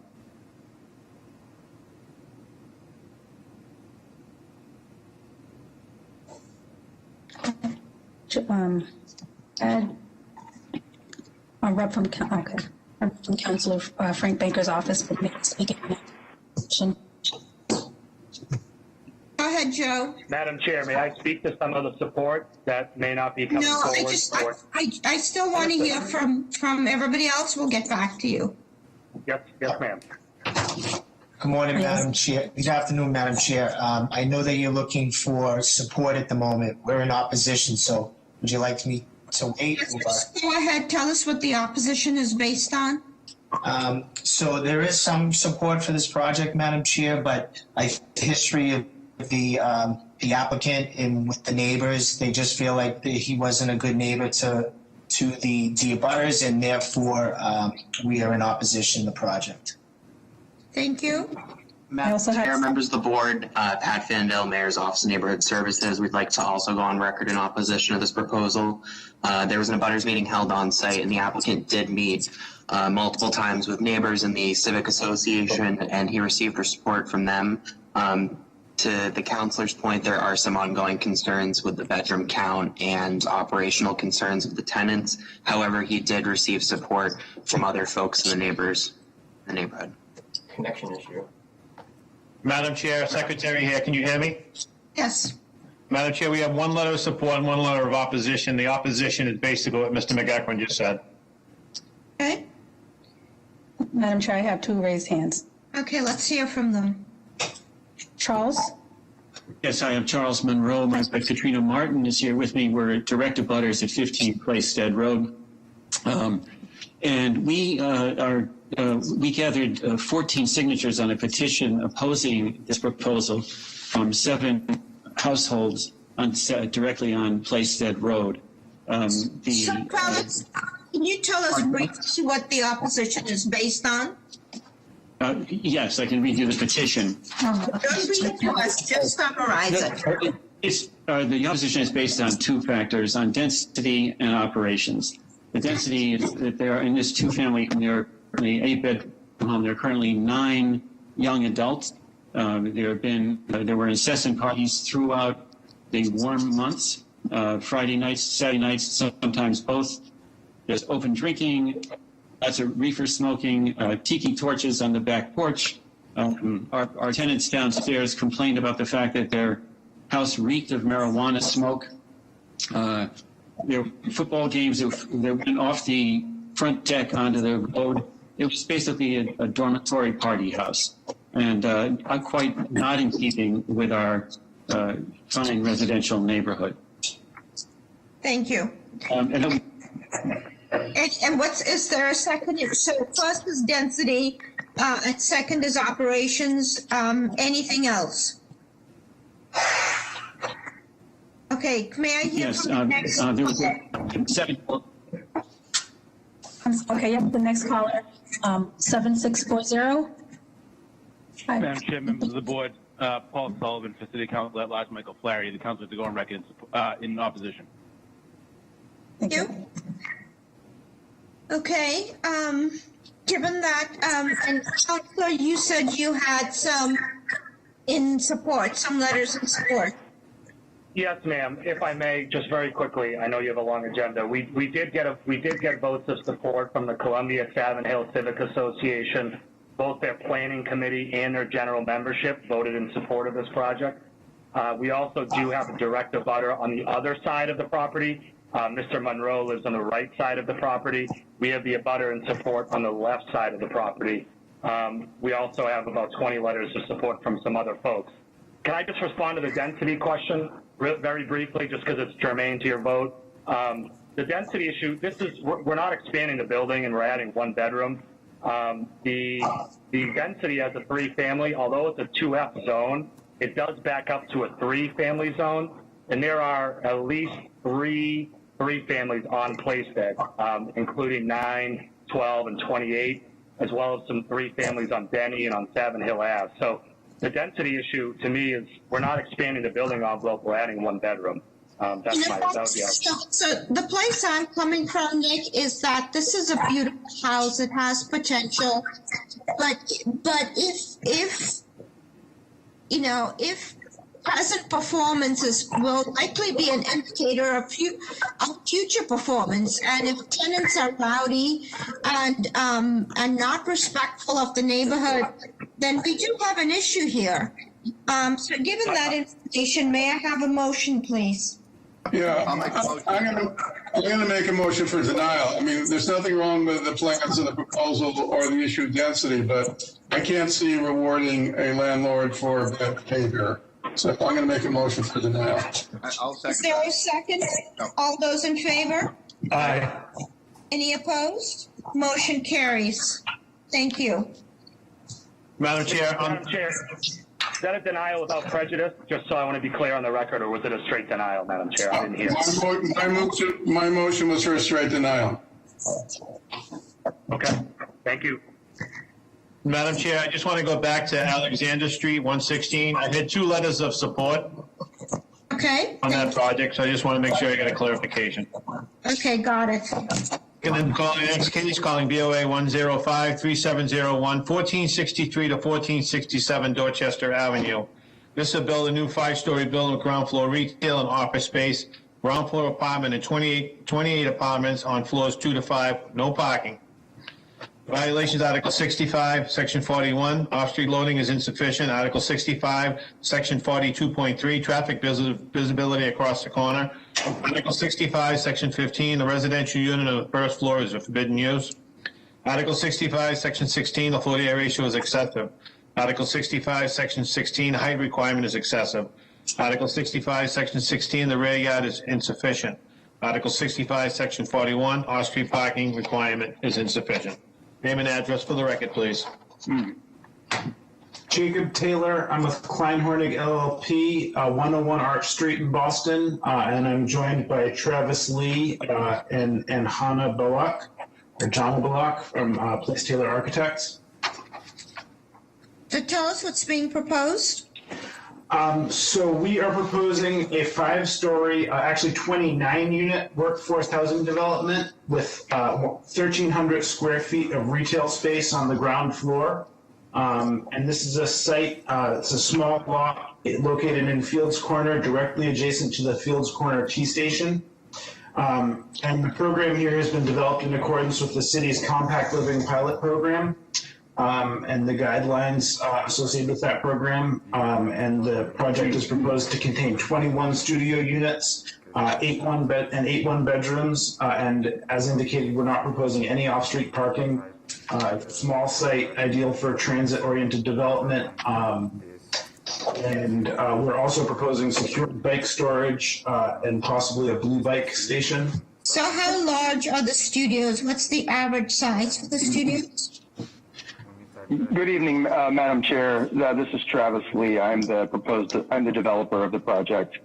The studios are about 400 square feet, and the 1-bedrooms are up to 450 square feet. This project does fall within the City of Boston's Compact Living Program that has built a policy around smaller units. And if it's okay with you, I'd love to give a very short presentation. Yes, keep it brief. Just give us, as you've been here before, tell us what you propose to do. Yes, ma'am. If the person slides to go back to the second page very briefly, that would be fantastic. As Jacob Taylor just said, the project does include 21 studio units at approximately 400 square feet each, 8 one-bedroom units, approximately 450 square feet each. 4 of the 29 apartments will be IDP units required by the City of Boston and restricted at 70% of the area's median income to those households. The other 25 units, yes, ma'am. Go ahead, sorry. The other 25 units will be restricted to households earning at or below 90% of Boston's area median income to align with the financing that the project is using at Mass Housing. The project, as mentioned, is directly abutting the Fields Corner train station, has on-site bike storage, and is working on a partnership with the Blue Bike program to provide shared bikes to the community on-site. The amenities include some outdoor community space, indoor community space, laundry on each floor, and an elevator in the building. The ground floor, to be contextual, has 1,300 square feet of retail space that fronts Dorchester Avenue. This building is being Hold on, Travis. Yes, ma'am. Where is that in outside space? Can we have a look at what that looks like? Yes, ma'am. If we can go to the next slide. One more slide, please. When you click on Slide, please. select users, then you click on add, One more slide, please. and you can start typing in that. And I think it's the next slide. Where it says enter the object names to select. So this is the ground floor of the building. You can see the yellow is indoor shared space for the tenants of the building, and the gray space to the left is outdoor patio space that would be accessible to the tenants of the building. The far right retail space fronts Dorchester Avenue and will be occupied by a neighborhood business. The slides before this page show the contextuality of the proposed project in the neighborhood. As you can tell, directly across the street, if you were to scroll up one slide, please. 2 slides, please. Right here, these buildings are directly across the street. We have 100-year-old 4-story buildings that are 45 feet tall. We have newer 4-story buildings that are directly across the street. This building is contextual in massing, we believe. It's contextual in size, and it is offering very much needed moderate income housing to the community of Boston and Dorchester. We have had 3 meetings with Civic Association in Fields Corner and have received a letter of support from them for the project. Okay, how are the plans, Mr. Ehrlich? Well, these are small units. These are consistent with the city's compact living guidelines, as was suggested. The amount of common space is relatively limited, and I would, and my understanding, 4 of 29 units, Mr. Lee, are affordable. Is that correct? So 70% and the rest at 90%. Right, but that's right. The 4, I mean, that's the absolute minimum to comply with the city's guidelines, right? Yes, sir. However, for the next 15 years, all of the units will be restricted to a particular income level. And as incomes in Boston increase, the rents of the project cannot and will not increase in association with market rents. So while 90% of Boston's area median income now is $1,900 for, say, a 1-bedroom unit, that rent rate will remain flat as incomes rise. So it will become more affordable as time goes on. So is the goal then to help with wealth creation?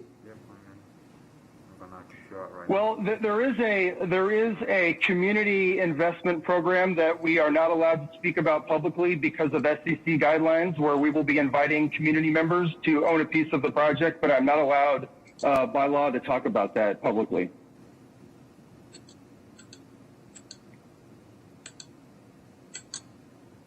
There's a elevator in this building, right? Yes, sir. So the head house on the elevations, I assume, is the elevator head house, correct? Yes, sir. Pardon me? Yes, sir. Okay. I mean, the plans are adequate. Okay, so I'm sorry. You said you were not allowed to discuss some SEC plans, but there is a strategy to help with wealth creation. We've been working with the community for 6 months on a plan that I would be happy to talk with you about offline that does provide economic development and wealth creation opportunities, particularly for people living in 02122, 02124. It's not something that the SEC allows public advertising of in advance. Okay. Let me see what else I need to ask you. Jeff, one question for you. I know that these micro units were supposed to be a 2-year pilot. Have they been now memorialized? Well, no, actually, Madam Chair, I had emailed Kevin earlier. Our board at our last meeting has extended the pilot program for 2 years, and we're trying to set up actually a meeting and a presentation with the board, the BTD, BRA, and D&D to update the board members on the extension and just to give you a refresher of it. And Madam Chair, thank you. Any questions from the board? Any questions from the board? Yeah. Hold on, Travis. Yeah, I got. Go ahead. Who's that? It's Joe. So the one bedrooms are. Okay, go ahead, Joe. How many square feet are the one bedrooms? The studios are approximately 400 square feet, and the one bedrooms range, but they're around 450 square feet. Okay, and those would be $1,900 a month at 90% AMI. So the rent range is $1,000 a month to about $1,850 or $1,900 a month, and it depends which unit, but the range is from $1,000 to $1,900.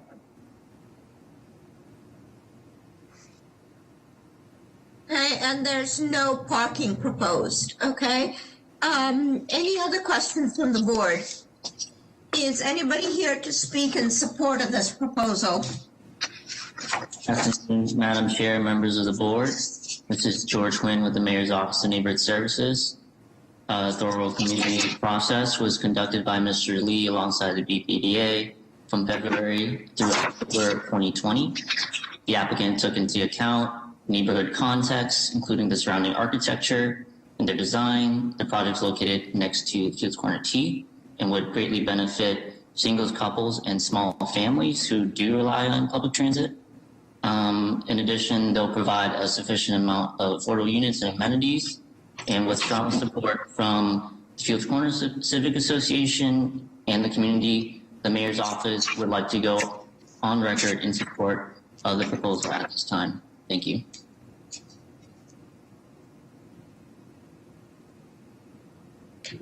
Madam Chair, Secretary here. We have one letter of support and one letter of opposition.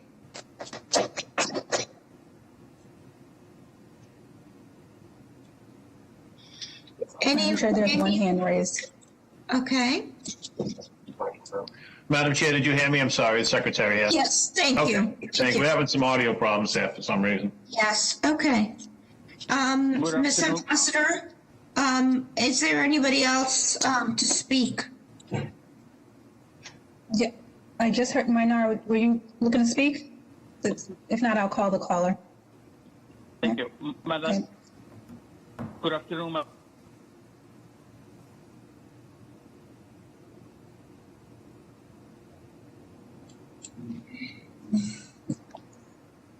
Some audio issues. Caller 201. Hi, can you hear us? Good afternoon, Madam Chair. Mina Perez with the Carpenters Union. I want to go on record in support of this project. Thank you. And caller 617-201, I've unmuted you. Right. I've just muted them. Right.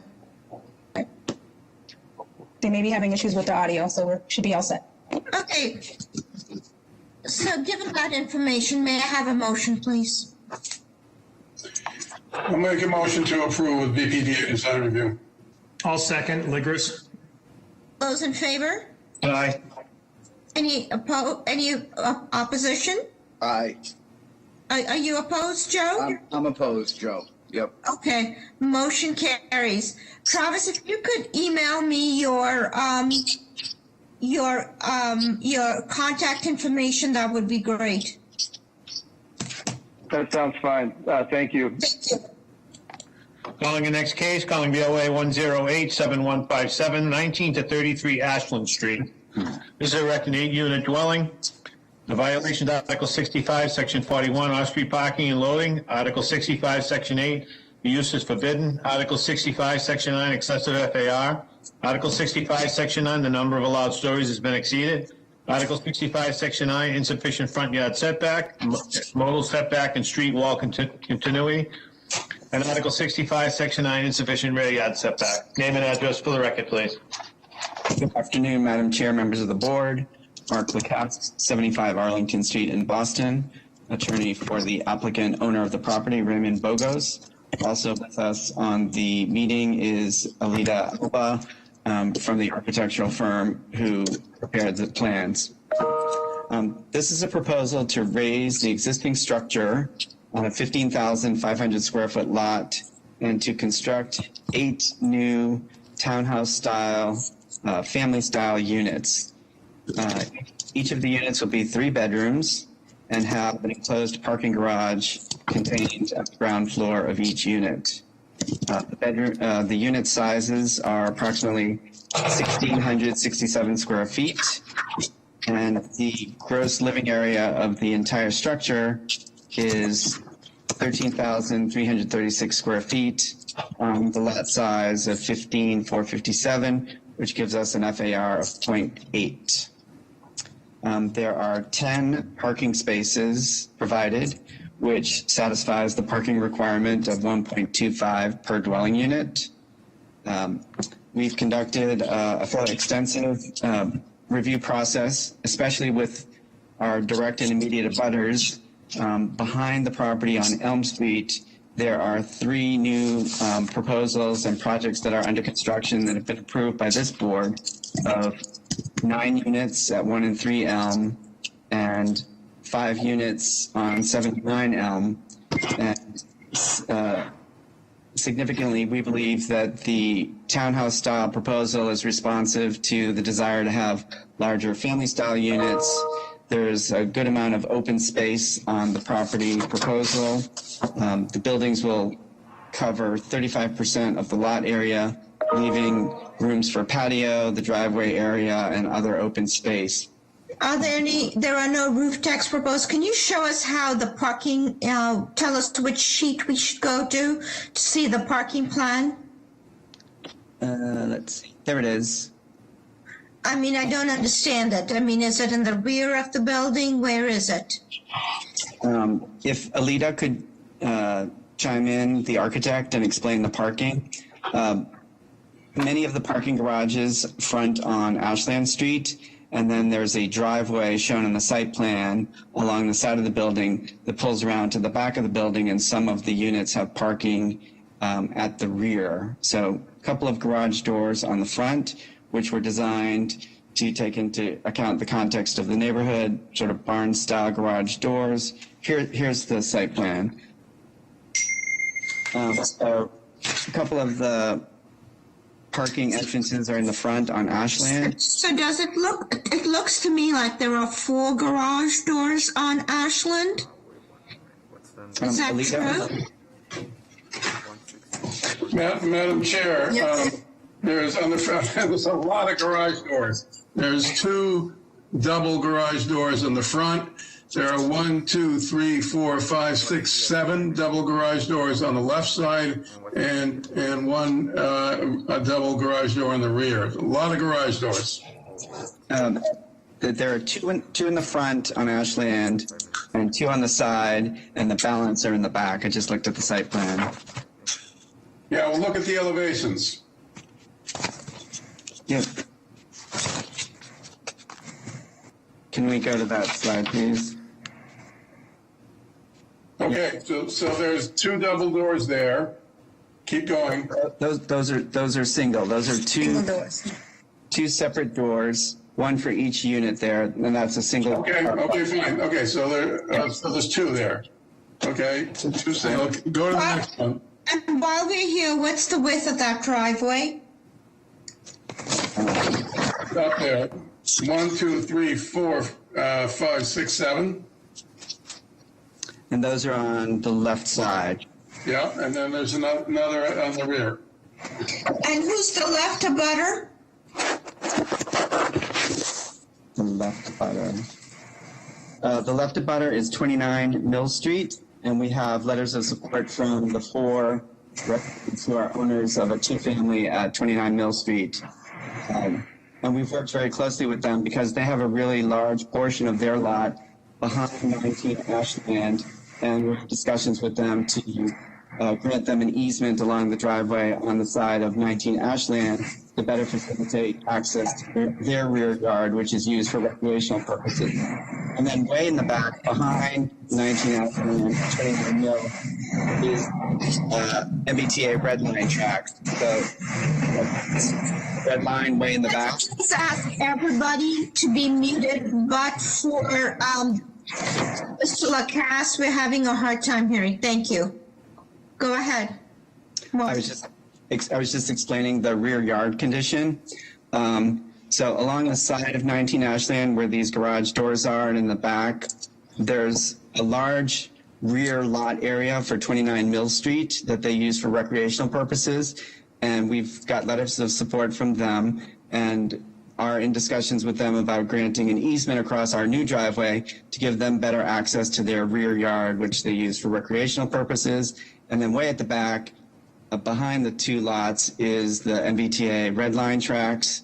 And behind that are the 2 properties on 1 and 3 Elm Street, which are currently under construction, 5 and 4 units, and we have letters of support from that property owner as well. In addition, we have... So stop right there. No roof decks. Did you look at any other options on this garage scene so that it's not so over-represented on one side of the building? Well, these garages that you're seeing on this elevation are not really in view, and the desire was to get the cars, inside and tucked away out of view rather than have a large surface parking area. Okay. Any other questions from the board? Is anybody here to speak in support of this proposal? Madam Chair, members of the board, Patrick Fandel, Mayor's Office of Neighborhood Services. We'd like to go on record in support of this proposal. As the applicant noted, this has gone through a significant community process, including multiple unofficial abutters meetings with their neighbors over the course of 2020 and I believe late 2019, as well as an official community process through the Mayor's Office. They've also reached out to the Clam Point Civic Association and been in talks with them. They've worked extensively with neighbors on the parking situation, accommodating green space on site, and the design concerns, and have come to support all of the direct abutters except one supports this proposal. I would like to note that there is one abutter who opposes this, but generally speaking, they've worked well with their neighbors, and this is a good proposal. We'd like to go on record in support. Madam Chair, if I could, can I ask the applicant, is this project going before landmarks? Mr. Ehrlich, yes. There are 2 component parts to that. One is that under Article 65, Section 32, this property is in a neighborhood design overlay district, which requires BPDA design review similar to the design component of Article 80 small project review. So if this board were to approve it and make a proviso for design review, it would be under the rubric of the neighborhood design overlay district. Point 1. Point 2, Because we're raising the existing structure, we have an Article 85 demolition delay application pending with the Boston Landmarks Commission since September of 2020. And the architects have been working closely with Landmarks Commission staff on alternatives to demolition. And we have not yet had that hearing, but we expect that hearing to occur sometime in the near future. So is this the cart before the horse? No, we actually are required to have zoning relief before we have consideration by Landmarks. Yeah. Madam Chair, if I could, Ed DeVoe, to ask the applicant, what is the current use of the building? It's currently a multi-unit residential building. Okay, so let's hold on for a minute. Okay, was there any other testimony that we needed to hear, either in support or in opposition? Madam Chair, Secretary here, we have 3 letters of opposition. Okay. Madam, no raised hands at the moment? And Mr. Fortune, we emailed a package to Stephanie Haynes with 11 letters of support and a map depicting where the letters came from, the direct abutters. So, hold on. So, have we heard from the district city councilor? I know we heard from, did we hear from the district city councilor on this? I believe From the mayor's office. Madam Chair, I believe the district councilor's office is remaining neutral in this case. Madam Chair, can I ask one more question on this landmarks issue? Mr. Lacasse, is it, so one of the options that they might consider is that you would have to leave the building as is and consider it architectural landmark, correct? In which case, all of this would be beside the point. No, the pending Article 85 application is demolition delay, which does require an owner of property to engage in exploration of alternatives to demolition. However, at the conclusion of the 90-day delay period, the applicant is then free to proceed with demolition of the structure. And when was the 90 days? 90 days? The 90-day clock has not commenced because we have not yet had our hearing. The Landmarks Commission will require that the Office of Neighborhood Services sponsor a separate meeting on that issue, and then following the hearing at Boston Landmarks Commission, the 90-day demolition delay period would then commence. I'm wondering if we should just defer this case. Yeah. Because, if there is architectural integrity in the current building, and then we see something like this, so let's defer this case, please. I agree. I'll make a motion for deferral. Is there a second? I'll second that, Ed DeVoe. Thank you. All those in favor? Aye.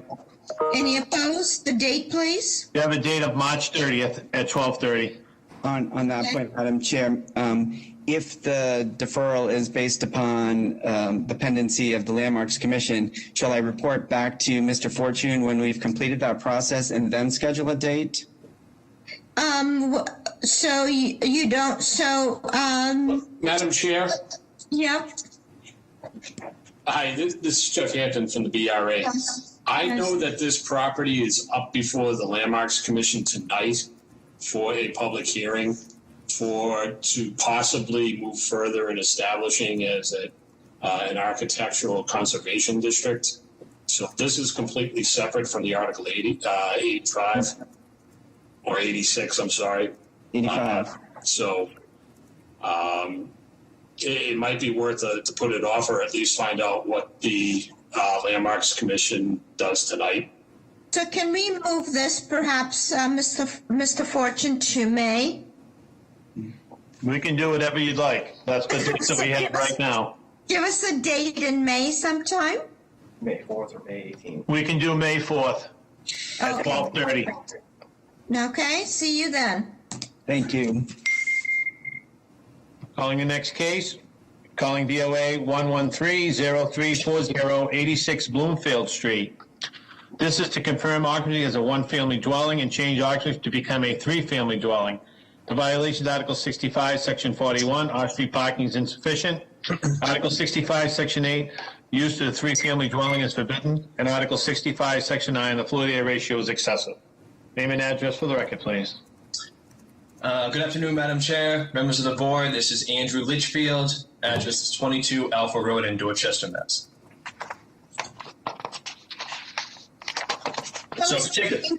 Tell us what's being proposed, please.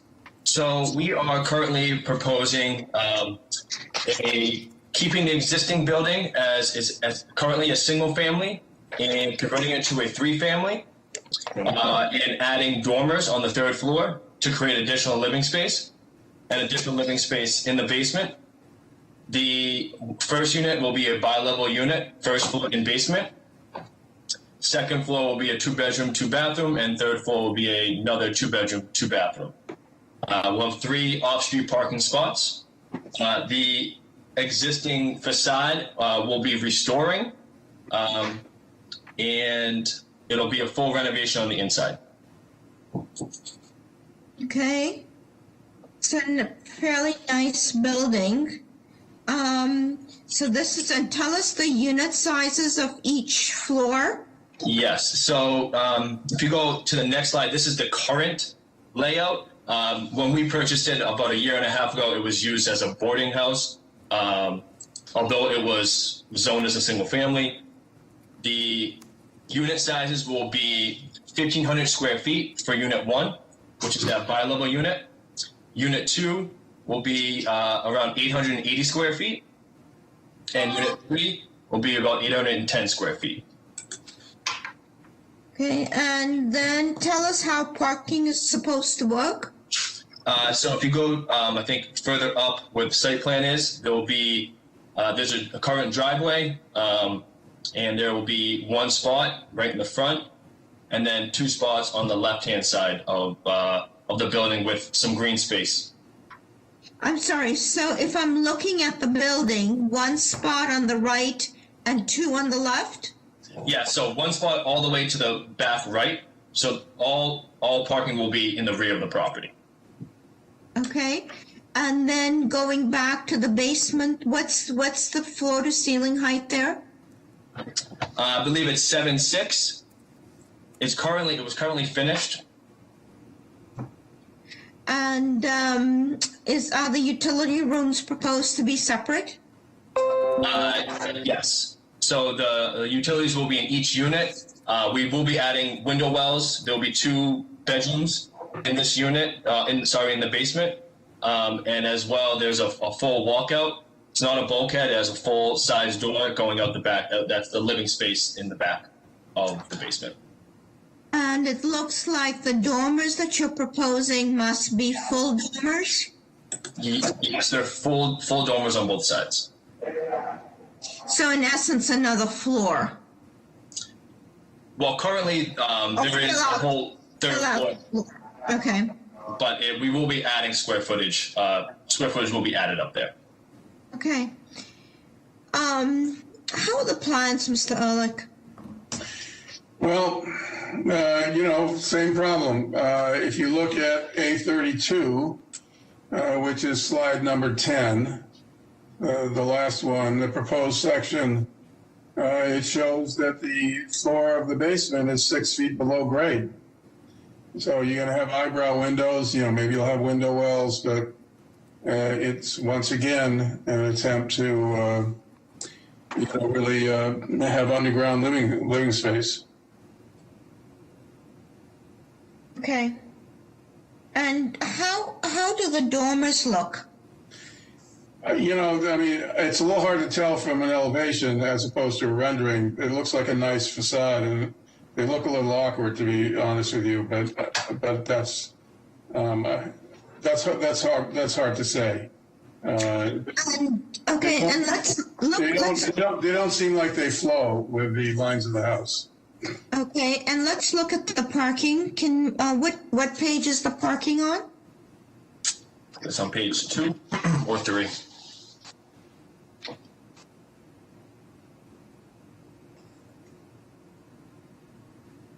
Okay, so rear yard parking. Okay, any questions from the board? Is anybody here to speak in support of this proposal? Greetings, Madam Chairwoman and members of the board. My name is Chantal Lima Barboza with the Mayor's Office of Neighborhood Services. An abutters meeting was held for this proposal on August 17 of 2020, and the applicant received support from the direct abutters. That being said, the Mayor's Office would like to go on record and support the proposal. Thank you. Madam Chair, Secretary here. We have 7 letters of support. We have 2 letters of opposition. The opposition is changing from a 1-family to a 3-family.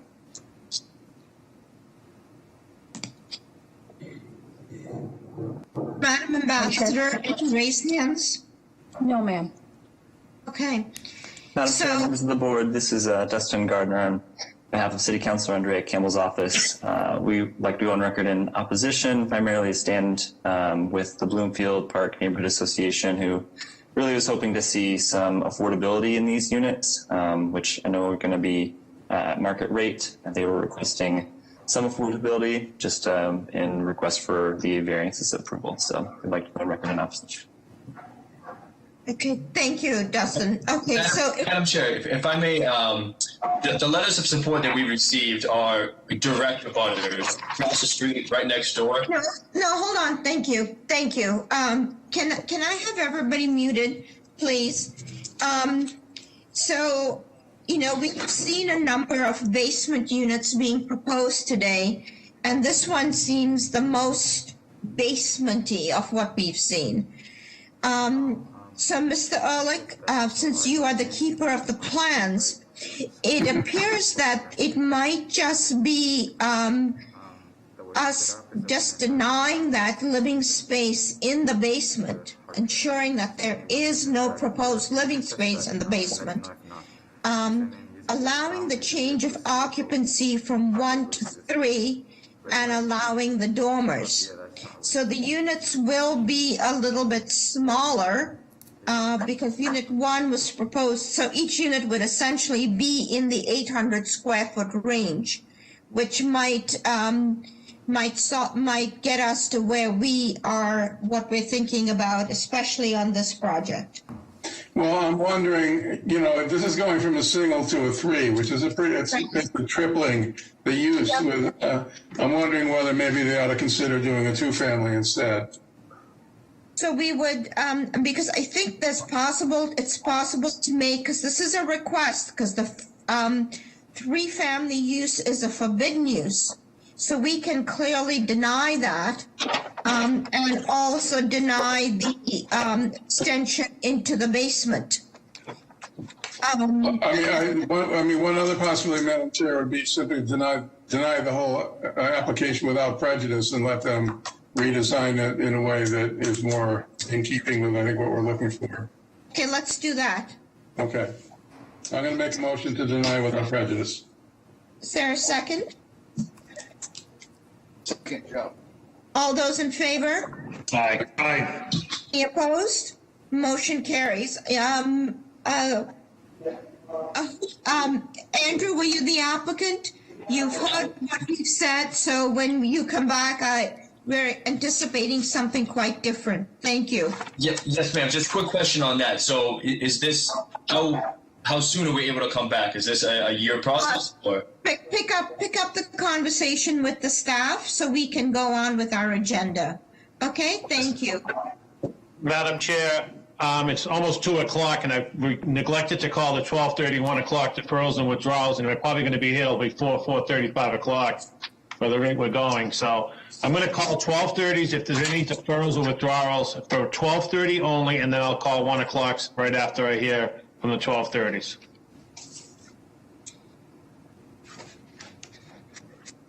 Is there anybody deferring at 12:30 or withdrawing for 12:30? Madam Ambassador, any raised hands? I'm not seeing any raised hands. Okay, so I'm going to call 1 o'clock for any deferrals or withdrawals for 1 o'clock. Yes, 30-36 Battery March Street, please. For the record. For the record, calling BOA 03817-830 to 36 Battery March. Name and address for the record, please. Thank you, Madam Chair, members of the board. Attorney Jeff Drago with Drago and Toscano with business address of 11 Beacon Street. We are seeking a deferral from the board. This would be our first deferral. The other one was administrative. We did get some concerns from some neighbors that had come in late, and in speaking with the mayor's office, they had asked if we could take deferral. I think we can wrap it up relatively quickly at the next deferral. Okay, may I have a motion, please? Motion to defer. For a second? Second. All those in favor? Aye. Any opposed? The date, please? Have a date of March 30th at 12:30. Thank you very much. Are there any other deferrals or withdrawals for 1 o'clock? Mr. Fortune, 229-231 Bunker Hill Street, please. Calling BOA 104-8915, 229 to 231 Bunker Hill Street. Name and address for the record, please. Good afternoon, Madam Chair, members of the board. My name is George Moranci. I'm an attorney with the business address at 350 West Broadway in South Boston. I'm appearing on behalf of my colleague, Attorney Patrick Mahoney, who could not attend this meeting today, to request this deferral. Madam Chair, members, this is a third deferral request. I spoke with Attorney Mahoney yesterday. He advised me that they were prepared to go forward today with revised plans. However, because the plans eliminated a dwelling unit and then eliminated ground floor parking in favor of commercial space, which the community wanted, the Mayor's Office of Neighborhood Services asked Attorney Mahoney to do one more abutters meeting, which I'm advised is scheduled for later this month. May I have a motion, please? Motion to defer. Is there a second? Second. All those in favor? Aye. Any opposed? The date, please? We have a date of March 30th at 12:30. Thank you.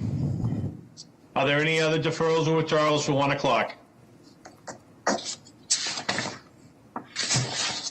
Madam Ambassador, no hands raised.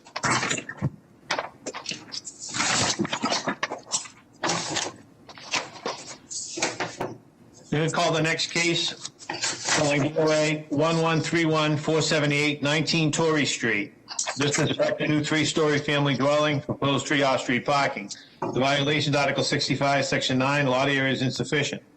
Article 65, Section 9, lot width is insufficient. Article 65, Section 9, lot frontage is insufficient. Article 65, Section 9, the floor area ratio is excessive. Article 65, Section 9, the building height is excessive in stories. Article 65, Section 9, the front yard's insufficient. Article 65, Section 9, the side yard's insufficient. And Article 65, Section 9, the rear yard is insufficient. Name and address for the record, please. Madam Chair, members of the board, this is Andrew Litchfield, 22 Alpha Road, Dorchester. I have with me my architect, Eric. So tell us what's being proposed. So we're proposing here a three-story new construction building on a vacant lot. There will be 3 parking spots in the rear of the building. The units will be a 2-bedroom, a 3-bedroom, and another 3-bedroom. What's the zoning district and what's the lot area for this address? The zoning analysis is in a 3 out of 5,000 zone.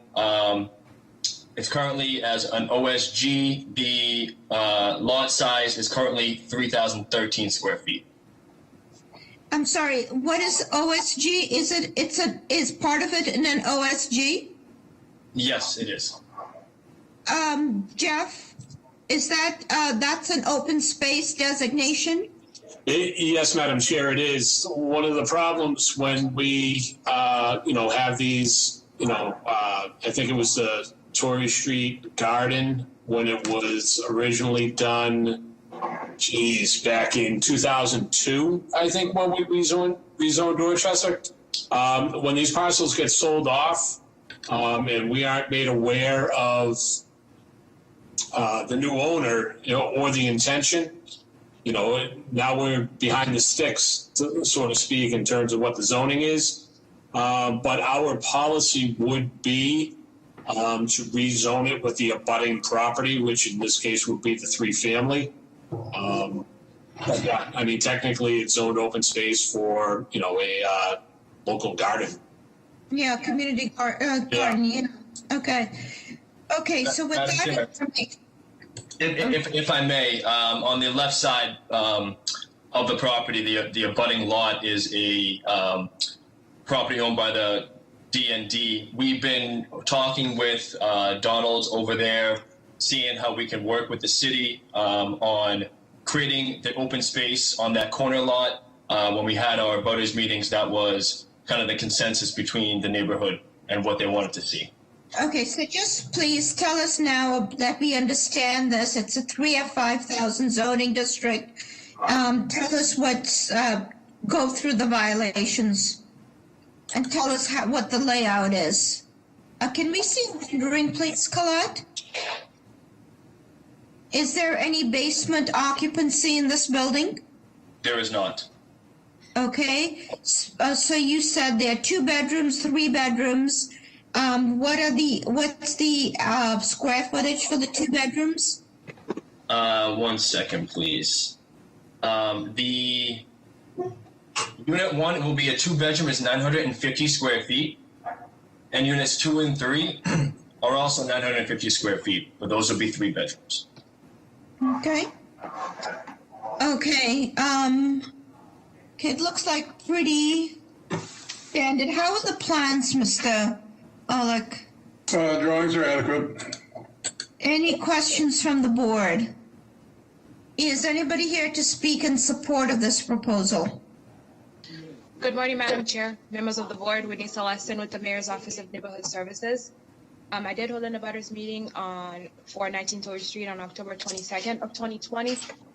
The Community Improvement Neighborhood Association was present. We did hear concerns about density, but as you heard, this deliberation on the rezoning to 3F. We've also received 4 letters of support from neighbors, including across the street and next door. We'd like to go on the record in support. Thank you. Thank you. Madam Chair, I have 2 raised hands for this proposal, just in case electeds comment. Okay, let's go ahead. Okay. Hey, Michael Cohen, you've been unmuted. Yes, thank you so much for your time today. I have come in opposition to this project due to the loss of mature trees and loss of open space. I note that this lot is zoned as open space community garden, as the board has already been made aware. It also forms a continuous open space together with the adjacent lot that's owned by the city at the corner of Withington and Torrey, together with the lot on Withington Street that I note is owned by the principals that are also seeking to develop this lot and against its current zoning and against its designation as open space. I finally note that this lot contains mature trees, and as the board is surely aware, the loss of urban canopy due to cutting down mature trees cannot be adequately replaced by new tree plantings, nor did I note the opportunity for any new tree plantings in the drawings and lot layout that were presented. So for these reasons, I speak in opposition, and I hope that the board continues to respect the lot's open space designation so that it can be enjoyed by the community. The principals were aware of this. Thank you. Is any other raised hands? Yep, I'm Sarah Cugini. Hi, I'm Sarah Cugini. I am also opposed to this. The lot is zoned as open space and it contains mature trees. There's a real lack of open space in this part of Dorchester, and I don't think that we should block out the sun with a giant building on the space. So Sarah, what's your address? We always ask for name and address for the record. 51 Withington. Thank you. Madam Chair, members of the board, Dustin Gardner on behalf of City Councilor Andrea Campbell's office. We'd also like to go on record in opposition, stand with, we received signatures from abutters as well as the CIA Neighborhood Association. We would like to see it remain green space. Thank you. And I also have a comment from Sharon Lee. You've been unmuted. Hi, thanks. Yeah, I'm at 14 Torrey Street, which is directly across from it. I know myself and my neighbors within my building at 14 Torrey oppose it for a number of reasons already stated, including lack of or loss of green space, but we also have concerns, particularly because of the size of the development. We're maximizing on the space and not providing enough parking as is. We already have parking concerns in our neighborhood, and we recognize that the loss of green space could result in a lot of flooding in our street area. Thank you. Thank you. Any other raised hands? No. Okay, I have a question for the applicant. So did you purchase this property from D&D? We cannot hear you. Sorry about that. No, ma'am. This was purchased from a private organization. Which organization was that? They are, one second, please. Boston Estuaries. Massachusetts Land Conservation Trust. Which one? Yeah, the Massachusetts Land Conservation Trust. You know, you know what? I don't know how a trust can do that, a land conservation trust. But I don't know if this is the place to solve that problem. Ma'am, it's, they were known as that Boston Natural Areas Network. I don't know if a Boston Natural Areas. Valerie used to head that, right? Yes. Valerie Burns. Seriously? They are just disposing of their properties? Okay. Okay. So this is a Madam Chair. legitimate. Yes. Madam Chair, it's Jeff again. And as you know, without the owner's permission, we can't have a property zoned open space. Yes. I mean, it's essentially a taking otherwise. Yeah, I know. Yes. You know, I think this requires a conversation with Boston Natural Areas Fund, or whatever their new name is, just to ensure that there is a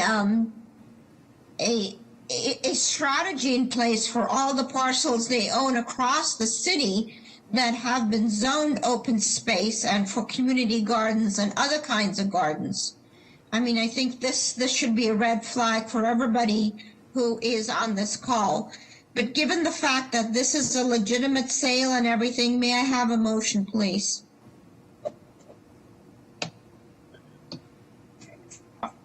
I mean,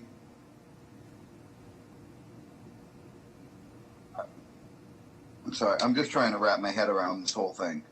Yeah. Me too. And all I can suggest is a motion to deny without prejudice so they can come back with more answers about this. I feel hesitant. I feel hesitant to take a open space and just automatically, turn it into occupied space without more background. So it was open space because there was an entity who was running these gardens and these open spaces citywide. But it sounds like they have done and gone through, because I think for the sale of a nonprofit piece of property, it needs approval from the AG's office that in fact the sale was legitimate. The question becomes, is this too dense for this property? Because I think that's the only question that we can answer today, is exactly, whether it's appropriate for this site, this dwelling. Well, again, maybe, I don't know if this is a solution, but I was prepared to make a motion to deny without prejudice so that we can. So let's, is there a second to that? I'll second that. Okay, all those in favor? Aye. Aye. Opposed? Aye. Motion carries. Who's opposed? Nobody's opposed. Okay, motion carries. Okay, after the next set, after Temple Place, we will take a 5-minute break. Madam Chair, I don't know, is Temple Place moving forward? There's 5 cases, and I have to read each one into the record, and I don't know if they're moving forward. There was some question they might be deferring. Eddie, is this Eddie Roach? Yeah, this is Attorney Mike Ross. We are proceeding, and Eddie Roach is also on the call with us. Okay. Very well. Just bear with me because I got to call each one in, even though they have the same purpose, and there are some violations that are different on each one. So, calling in for the record, BOA 107-6226, 34 Temple Street. There were 4 companion cases. BOA 107-6231, 34A Temple. BOA 107-6244, 36 to 36A Temple. Could you please mute everybody else? It's too much noise. Case BOA 107-6239, 38 to 38A Temple Street. And BOA 107-6235, 40 to 40A Temple Street. This is proposed single-family condominium home in conjunction with 34A, 36, 36A, 38, 38A, 40, and 48A Temple, 1 of 5 buildings on the same lot. The violations, Article 65, Section 42.13, 2 or more dwellings on the same lot. Article 65, Section 9, the floor area ratio is excessive. Article 65, Section 9, the building height, number of stories is excessive. For 34A Temple, it is the same purpose and same violation, so I'm not going to read that one in.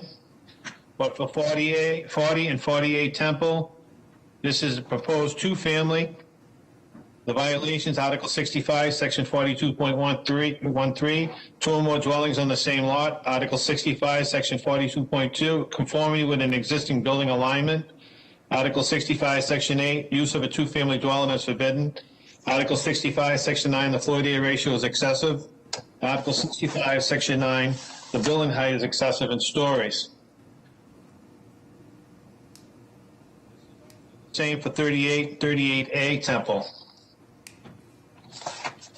And then for 36 and 36A, the proposed 2-family is an attached townhouse. The violations, Article 65, Section 42.13, 2 or more dwellings on the same lot. Article 65, Section 42.2, the conformity of the existing building alignment. Article 65, Section 8, the two-family dwelling is forbidden. Article 65, Section 9, the floor area ratio is excessive. And Article 65, Section 9, the building height is excessive in stories. Name and address for the record, please. Yes, good afternoon. It's Mike Ross, attorney with Prince Obel on behalf of the applicant, along with Ed Roach, the architect. And Mr. Secretary, there was on 38 and 38A, there was a rear yard setback violation, just for the record, if I may. What we're proposing here is a 26,000, this is an oversized lot, a 26,800 square foot lot, where we're proposing significant community engagement, 5 structures, 2 1-families, and 3. The next site plan would be great. Go to the next slide. Here we go. This will be a good way to just kind of explain it to the board. 2 single families at the front of the site, and then 3 duplexes on the interior of the site. And for a total of 8 units on the site. So what I have on the next slide is the singles and the doubles are exactly the same. So I'm going to show you if that's okay. I'm going to show you a single. And then what the single has is 4 bedrooms. I'm sorry to interrupt you.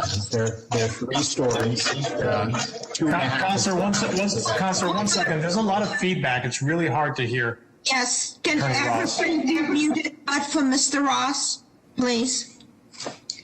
Okay, so go ahead. The 2 1-families are 4-bedroom. How many square feet? Okay, yep, it's a 2,100 roughly square foot total, with the bedrooms ranging from around 140 to the oversized bedroom on the top floor that you actually see on this screen, which is 538 square feet. If you scroll down, you'll get a sense of the elevations of these one families that were, you could scroll down to probably the next slide, that were designed to fit in with the architecture of the area. There is no basement living in these one families. It's just the 3 floors. There is storage, however, in the basement. So that's the 2 one families that will front the project. Density-wise, slightly over the 0.5 FAR. We're at around 0.6 FAR. If you go to the, maybe it's 0.64. If you go to the next slide, this is the 2 family, the duplexes. So it's not really a 2 family, it's a duplex with with 3 bedrooms on each side of the duplex. And again, they were designed to try to mimic the architecture of the area. There's a kind of a focus picture down below. Those are three bedrooms each. And those bedrooms range from 187 to 250 square feet. And there's an elevation on the next slide that will give you a sense of what those will look like. The parking is exterior to each of the buildings. There's 2 spaces each. We meet the other requirements of open space.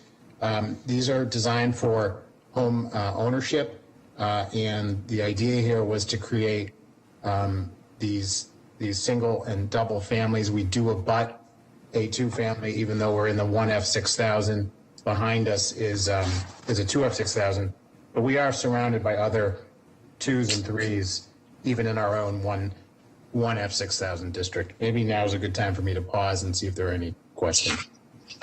Colette, can you please go back and show us the plan as it lays out completely? How is the parking being accommodated? As you can see in the rear of the first, the 2 single families, there's 2 spaces each, and then each of the properties, each of the units has parking on either side of it. And then when you get to the rear duplex, again, each of the units have it on either side of it. And that, we're obviously not counting the parking towards the open space requirement. Okay. How are the plans, Mr. Ehrlich?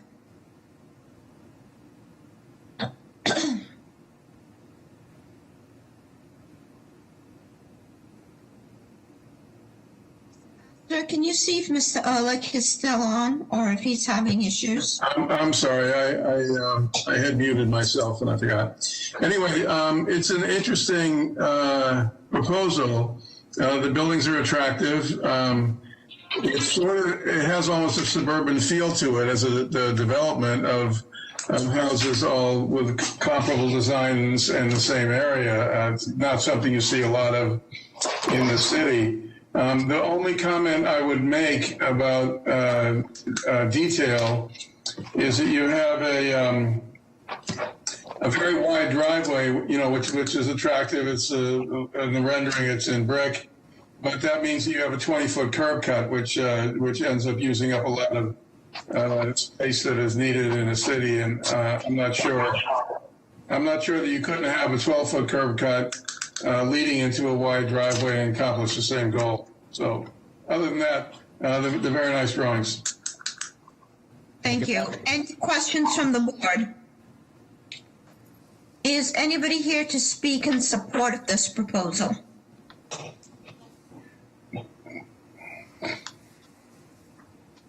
Is anybody here to speak in opposition to this proposal?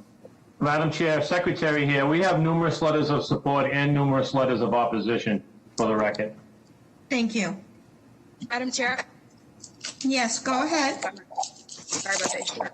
Whitney Celestin with the Mayor's Office of Neighborhood Services. We've held an abutters meeting for this proposal on, We held a virtual abutters meeting on October 6th. This proposal is also presented at the River Street Civic Association. We've received letters of opposition from the River Street Civic and the Lower Mill Civic Association. We completely agree that the multiple subdivision design is out of character, but we also agree with the Lower Mill Civic and appreciating their design efforts on this project. Given our mission to increase housing and homeownership in the city, we go on the record in support. Thank you. Thank you. Madam Chair, members of the board, Dustin Gardner on behalf of City Councilor Andrea Campbell's office. We'd like to go on record in opposition, primarily due to the density that was voiced in the opposition letters from both Lower Mills Civic and River Street Civic. Thank you. Madam Chair, I have 2 raised hands. Okay. Hi, Gary, you've been unmuted. Yes, thank you, Madam Chair and members of the Zoning Board of Appeals. Gary Tondorf, 17 Temple Street. I'm in a butter and in opposition to this project. And I'd just like to give a little background on this project. The current owner of this property purchased it in June of 2018. The property is a single-family lot. It had a historic house and a small carriage barn on it. It was built by the Burgess family, who are significant roofers, slate roofers in the Lower Mills area for a long time. The Inspectional Services Department issued building code violations in January through August 2019 to secure and clean up the property and close up the openings, the walls, and the roof. The Article 85 process, which was notified to the owner in January 2019, was never undertaken. In discussions with Roseanne Foley at Boston Landmarks Commission, she confirmed that none of the Article 85 process had been started by the owner in January 2019 and that no demolition permit had been issued. Unfortunately, 8 months later, due to the decay and the condition of the project, it was torn down as being unsafe. So the neighborhood lost a very significant building.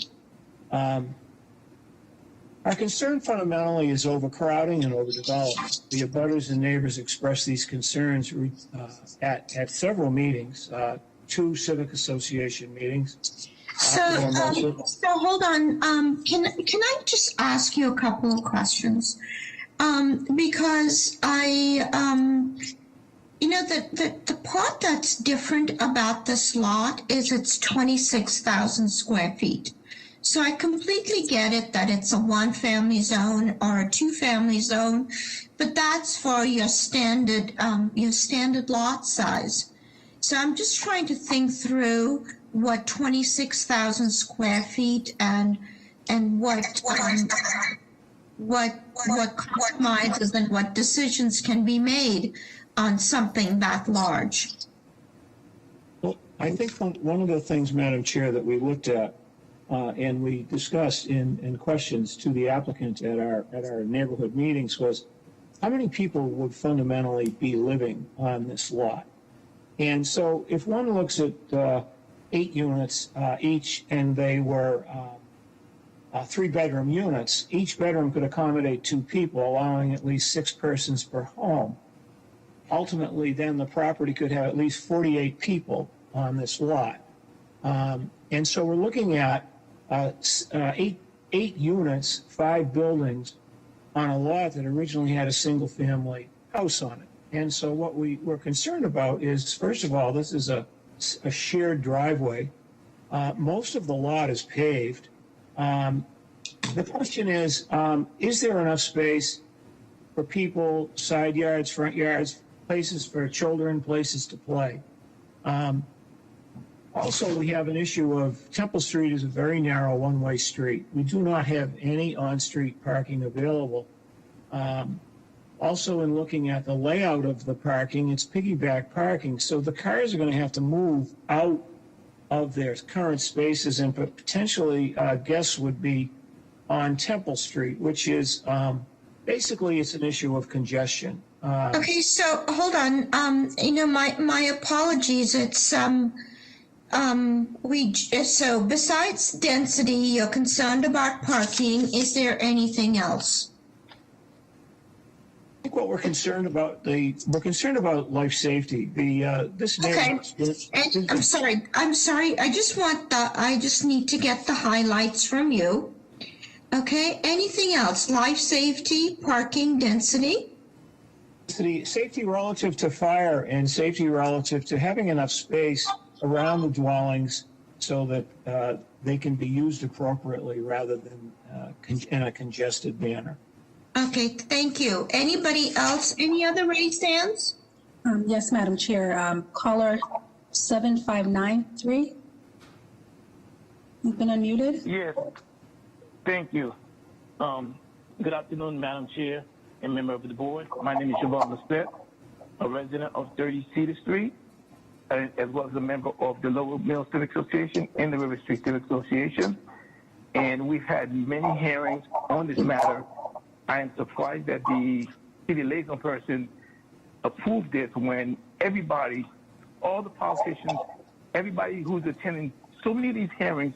So I'm sorry, let me ask you, what is your opposition based on?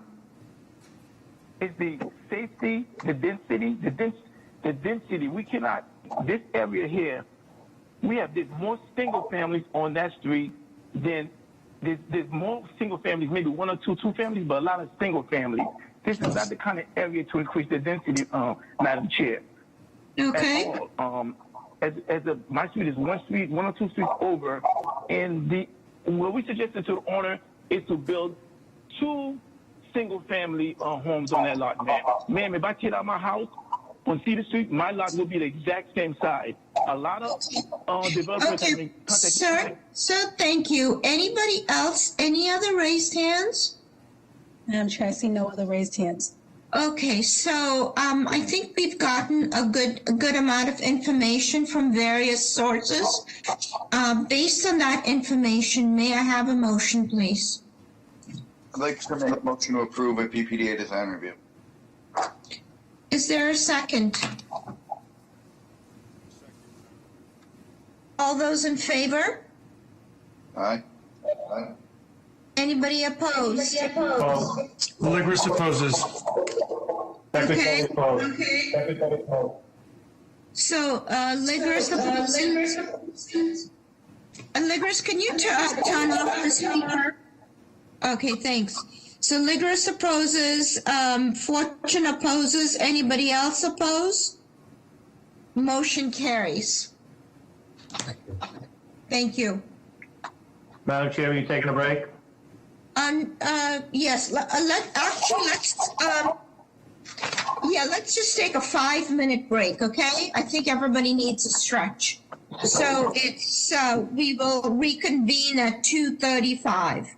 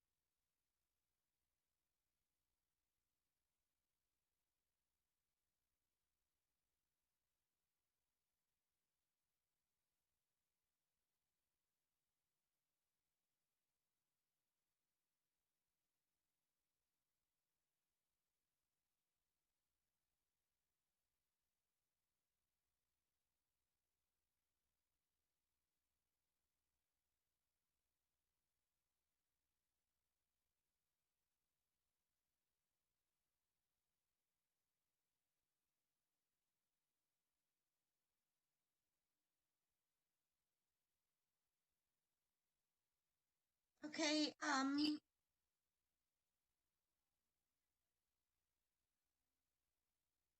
Mr. Fortune, I see you there. Mr. Ehrlich, I see you. Mr. Rosario, are you on? Is Joe on? Is Acosta on? Tyrone's here, Madam Chair. Tyrone's here. Excellent. Mr. DeVoe, Ed, are you on? I'm here, Madam Chair. Okay, Joe and Costa, are you guys on? That was unmuted. It's been unmuted. Not sure what's on. Sorry. Okay, excellent. So let's get moving. Mr. Fortune, go ahead. My pleasure. Case BOA 991-361, 533 Washington Street. This is a change of occupancy to include a recreational cannabis retail establishment. This is a remodel of the entire interior of the building. The violation, Article 65, Section 15. The use of retail cannabis establishment is forbidden use, Table B footnote number 25. Article 65, Section 15. Use is the conditional cannabis establishment. Name and address for the record, please. Yeah, hello again, Madam Chair, members of the board. This is Mike Ross, attorney with Prince Lobel, on behalf of the applicant. And by the way, Happy New Year to everyone as well. The applicant is Cheryl Crawford and Steve Sweta. They're on the phone. And we also have Dan Linsky, our security consultant, and our architect, Eric Zackerson. So there's two pieces of relief here. There's the conditional use just for the cannabis site, and there's also the buffer requirement. This was approved by the Boston Cannabis Board with regard to both, even though this is now the zoning matter, but they did consider the buffer issue. The buffer issue, just to refresh everyone's recollection, is that if you're within half a mile of an existing dispensary, you would have this additional requirement to grant relief for the buffer requirement. The next page shows the plan that I'd be happy to just quickly walk you through. Tell us what facility it is within a half mile of. That's right. So within, it's not half mile. So 500 feet from here, a company by the name of Low Key came before this board, you may remember, at 577B Washington Street. So they're about 500 feet from us. And that's what triggers the additional buffer. So we had to, the relief that we're seeking. So we had to kind of make a heightened case to the Boston Cannabis Board, and now we have to make that heightened case to you as well. I was going to just walk you through really quickly. This floor plan right here is actually perfect. This is 2 floors within an existing 3-floor building, a 3-story building that fronts Washington Street. Washington Street being on the left-hand side where those bow windows are, and then 2 side streets essentially flank both sides of it. Rosedale at the top and Dunlop at the bottom. I have a site plan I'll show you too, but this is a good way to just show you how it kind of works. This is an approximately 1,800 square foot, that first floor, the one on the left, and that's the only area where the public would go. And they enter through the red arrow, through an accessible entrance, and they basically make themselves around the facility going clockwise, first getting in through security, then making their selection, and then fulfillment, and having their IDs checked twice, 21 and older, and then leaving through a separate entrance. The basement, which is on your right, will have direct access of deliveries as well as cash delivery. It's not available to the public. It's only for personnel, and it's where the vault will occur. And the basement's access will be directly off Rosedale Street, where secure deliveries will be made. There should be a site plan at the bottom, which I think does a better way of. No, I'm still hung up on something, Mr. Councilor Ross. Yes. So the one that we approved was literally right on the other side of the street of Rosedale? No, it's 500 feet. Where was it was an aspen wall. I actually have if you go down a couple more, we did provide a context map for you here. I think it's. So it's essentially a block over. Essentially a block over. Yeah.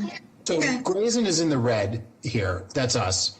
And then Loki is the pink that you can see on about 500 feet from us.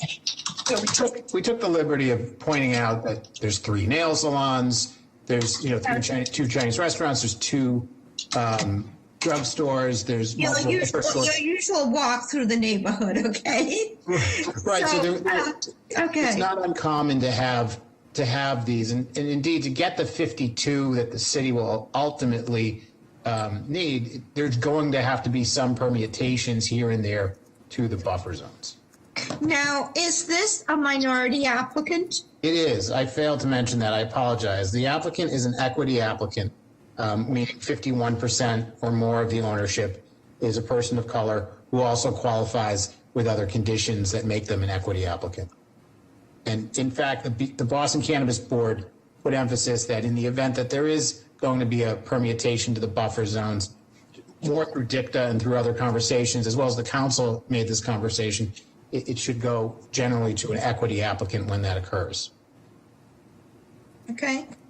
I had a site plan here, Madam Chair. I don't know if it's attached to this. Oh, great. Yep. Here we go. It's just worth quickly showing you the site plan. I think it's on the second page. Here we go. Perfect. This is it. Just to point out that there is parking to the rear of the building. And this is also a good way to point out how to access the dispensary, the first floor of the building. You can either enter through Washington Street, which is on your left. There'll be an accessible ramp to allow access there.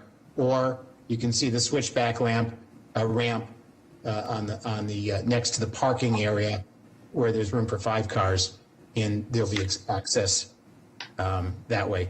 This building actually functioned as a believe it or not, a nursery, like a daycare center for several years. It's no longer functioning today as a daycare center, but all of its access and issues like that were upgraded only a couple years ago to make it accessible.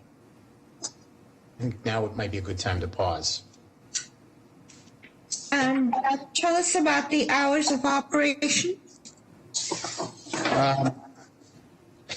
I think, I'm so sorry, I think you might have, I think that one is not, I think we're doing 10 to 8. Yeah, I believe, yes. Yep. Is that what Steve? Yes, Steve Sweater. I believe it was proposed 10 to 8, yes. Originally it was 8 to 8, which we were not opposed to that either. It's more or less what the community looked for, and I think a little later hours from 10 to 8 were sufficient for the neighborhood. And is that 7 days a week? Yes, Madam Chair. Okay, and tell us about deliveries. So the deliveries would be coming through, this is a good enough slide to show, through Rosedale Street. We would probably pull into our parking space, and Dan Linsky, who's on the call, will coordinate this. Very likely will be before opening hours, so to limit any issues as it may relate to either the morning commute or as it might relate to just customer business. And there's direct, safe access and entry to the basement where the safe is and where personnel go only. And it's a completely separate entrance from the other side of the building where the ramps are, where the customers will enter. We anticipate maybe twice a week having deliveries. And what's the zoning district? Is this an LC or CC? It's an LC. It's an LC. Okay. Okay. How are the plans, Mr. Ehrlich? You're becoming quite an expert on these, huh? The drawings are fine. They correspond to the function. I do have a question though. What is the current legal status of the 500 feet buffer? Because that was a source of controversy some time ago on this board. Yeah, absolutely. I remember. It's still in place. So in order to defeat it, we would need to get a variance, and the variance would have to be approved. So it still survives. I think there's. But Counselor, that's not really a zoning variance, is it? Yeah, because it's written into the actual zoning as that footnote in the use table where it says provided that it must be not within 500 feet of a school or half a mile from an existing cannabis establishment. So why would we grant a variance for something that's intended to create a public policy? Yeah, well, because at some point, you're going to need to get 52 of these in the city. The way the state law works is it's 20% of the number of liquor stores. And that's out in any community, in any community that voted for it. Communities that voted against it have the right to zone it out. The communities that voted for it, it's 20% minimum, not maximum.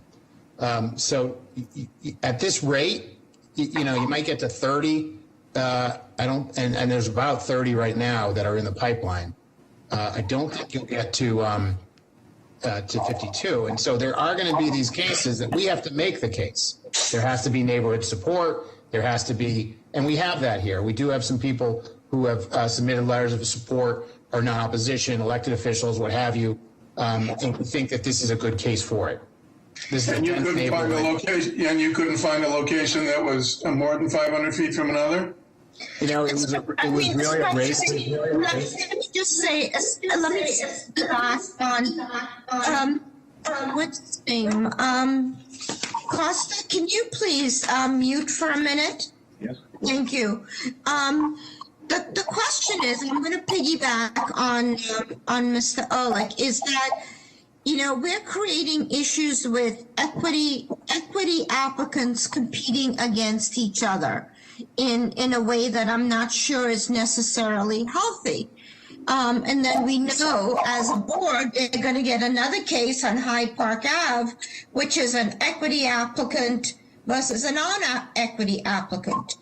And so these are issues that, you don't have to pay attention to, but that we have to pay attention to. So to pay right back on what Mr. Ehrlich says, what was the issue with finding another location? In this case, it was a race to the finish line for two applicants who both know each other and both understood that they were both doing this, but they were both in 100% before it kind of got to this point. I do agree that we have to make the case as to why we deserve. In this case, I do believe the equity piece grants that. If there was another applicant that had some other feature, we would have to make that case to you. What we tried to show you is that in this neighborhood, there are multiple of every type of store, including drugstores and liquor stores, which is statutorily what is the basis for the legislation to begin with. So it's not too far off field to suggest that there could be nearby cannabis, not everywhere, but in some locations. And this is a dense neighborhood that has been able to support multiple locations, multiple businesses of the same type. And we do believe that given the Boston Cannabis Board's unanimous support and given the support of the elected leaders in the community or the non-opposition, we do believe we've made that case there. We hope that you think so too, though. So may I see Cheryl? Cheryl, can you please unmute and tell us a little bit about your role in this? Cheryl Crawford. I am. Sorry about that. I'm having some challenges. My video may be in some eye challenges, another story. But again, please, what is my role in this? I am the equity. I'm the one that holds the equity status. I lived in the community. I was raised in this community. I've done a lot of work in this community. Cheryl, I know you outside of here, but I do feel that it's important for us, to have you as the equity person for this case and for this application, also be a visible part of this team. Yes. Okay. Absolutely. I am. Very much so. Okay. Council, was there anything else you wanted to add? Ms. Crawford, anything else you need to add to the presentation? There are some people to speak in support, and maybe we can. And what is your commitment to hiring local? Is this a question for me?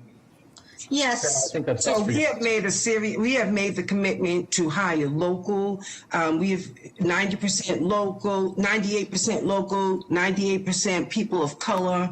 I live in this community. I work in this community. I support this community, and I've always supported economic development in this community. And think that this will be a great great addition to this community, because some of the other services that we hope to provide outside of, it's the cannabis industry in and of itself, but it's the learning curve around that, the way that it's been stigmatized, and to helping people understand about cannabis, right? Like the learning, what we plan to do with it, the training programs. We understand that there are more equity status people like myself that just don't know what to do, and really wanting to do some kind of trainings and just showing people how to move through the systems. This has been a long time coming. We've been with Councilor Mike Ross started to say, we've been in lockstep with the other organization. It was just a matter of timing of who got into, it's all about timing, but we absolutely did our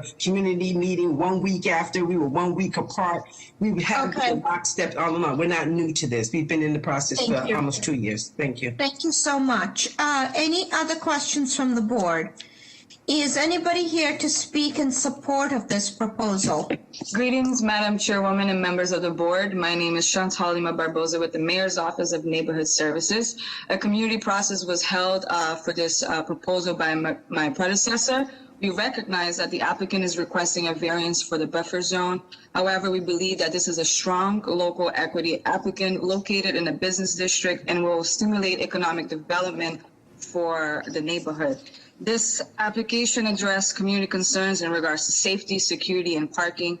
While the Codman Square Neighborhood Council opposes cannabis establishments in the area, the applicant did receive some support from the abutters, and the Boston Cannabis Board did approve this application. That being said, the Mayor's Office would like to go on record and support. Thank you. Ms. Ambassador, any other raised hands? Yes, I have 3 raised hands if no other electeds are want to speak. Want me to go ahead? Haynes Emmanuel, you've been unmuted. Yeah. Good afternoon. Happy New Year to everybody. My name is Haynes Emmanuel. I am the owner of 529 Washington Street, Dorchester, which I've owned for approximately 40 years. I am retired. I am a retired Boston school teacher for 25 years. I have witnessed the development of our community with various types of commerce, which has been very beneficial to our community. These are some of my concerns about the cannabis business that is actually right next to me.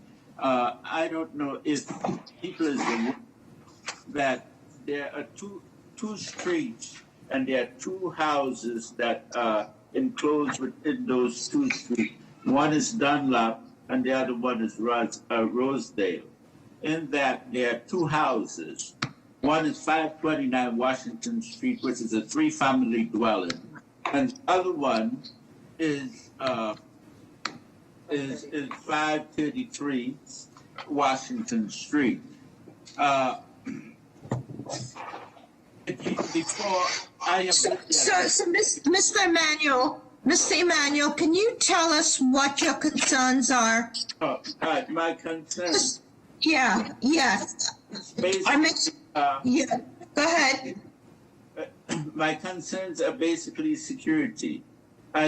We had a murder that took place opposite my dwelling on the 2008 at G&D Auto Center. The building adjacent to me, which is believed by Texas Barbecue and Pizzeria, was sprayed with 19 bullets. We have gang activity that's taken place in the neighborhood. We had a rehab center that is very close to the courthouse, and now we put in the cannabis distribution center right next to my building. My concerns are I can't bring my grandkids over to visit to play outside. I cannot rent the place with good conscience to somebody that has kids to the property. And it puts me in a real bad position because I can't really get the kind of rents that I need to make so that I can pay my taxes as I supposed to. Excellent. Thank you. Mr. Emanuel, thank you. Ms. Ambassador, can we hear from somebody else? Absolutely. Adam Jastin, you've been unmuted. Hi, Madam Chair, members of the board. I'd like to go on record in support of the applicant. The applicants are upstanding citizens. They have deep ties to the neighborhood. And additionally, I do appreciate the layout of the parking and the entry and exit to keep the line off of Washington Street. That's all I have to say. Mr. Jackson, can you put your address on the record, please? Yes, ma'am. I live at 16 Train Street in Dorchester. Thank you. Louis Lisa, you've been unmuted. Good afternoon. My name is Louis Elisa. I live at 68 Seaver Street in Dorchester. I'm speaking on behalf of the applicants. I'm in favor of the establishment. I'm speaking up because I worked a number of years throughout Dorchester and the rest of Boston with community groups and organizations. And I know the applicant and her associates to be committed to the success and the progress of the community, and that their business will show the integrity and support that they've given for other activities and programs. And I think that your challenge that you have in terms of the proximity of the businesses will prove to be worthwhile, as there's the high demand within the community, and that it'll be handled with integrity and respect for those who live there. Thank you. Do you want me to keep going? There's about 3 more hands raised. Yes, let's go to the caller. 61721, been unmuted. Good afternoon, Madam Chair. Minor Perez with the Carpenters Union. We want to go on record in support of this establishment. Thank you. Thank you. Okay. Trevor McKenzie. Hello, my name is Trevor McKenzie. I'm a resident at 83 Center Street in Cobham Square. I'm familiar with Cheryl and the other owners of this project. And I know she's well tied into the community. And I just want to say I support this project, support the hiring of minorities, and a local owned business within our community. Thank you.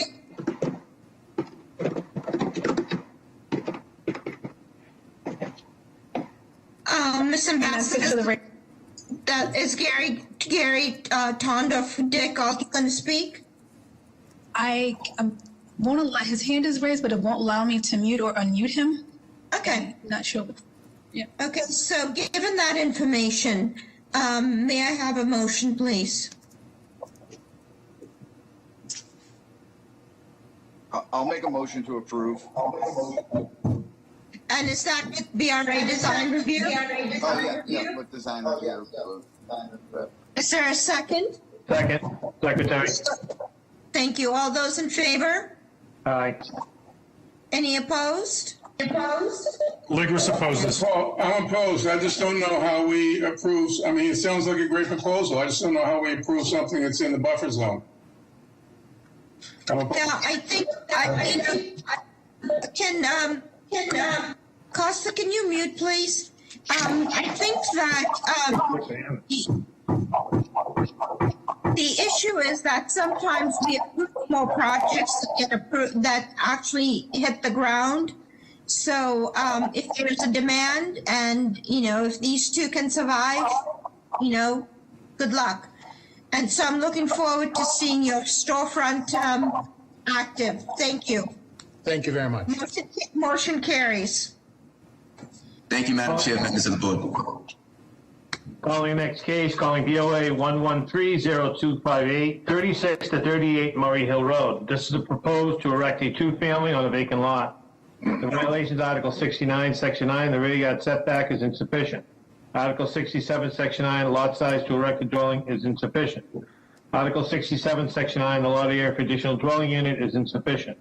Article 67, Section 9, the minimum lot width requirement is insufficient. Article 67, Section 9, the minimum lot frontage is insufficient. Article 67, Section 9, the floor to area ratio is excessive. Article 67, Section 9, the height requirement is excessive. Article 67, Section 9, the front yard setback is insufficient. Article 67, Section 9, the side yard setback is insufficient. And Article 67, Section 9, usable open space is insufficient. Name and address for the record, please. Good afternoon, Madam Chair, members of the board, Attorney Derek Small. Business Justice Here today seeking relief to erect a two-family dwelling with 2 parking spaces on a vacant lot. The zoning sub-district is a 2F5000. We have approximately 4,010 square feet. The unit sizes, unit 1 will be 2 bedrooms, 1.5 bath, and is approximately 1,800 square feet. Unit 2 is 3 bedrooms, 2 baths, and is approximately 825 square feet. I'm sorry, and what was that? 1,800. Okay, it's a bedroom, okay? With regard to the violations, Madam Chair, lot width lot frontage, the requirement is 50 feet, we have 40. FAR, the required FAR is 0.5, we're proposing 1.0.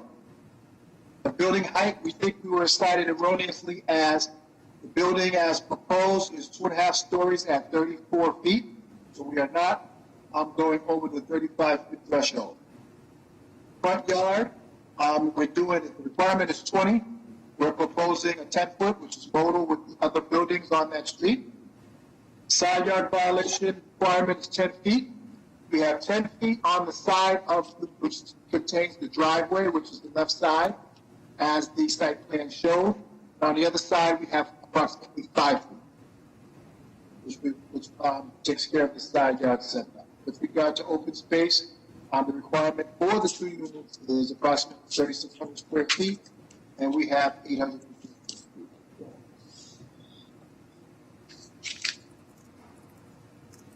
And again, it's a vacant lot. It's been vacant for over 15 years, and we're seeking to put a 2-family with 2 parking spaces.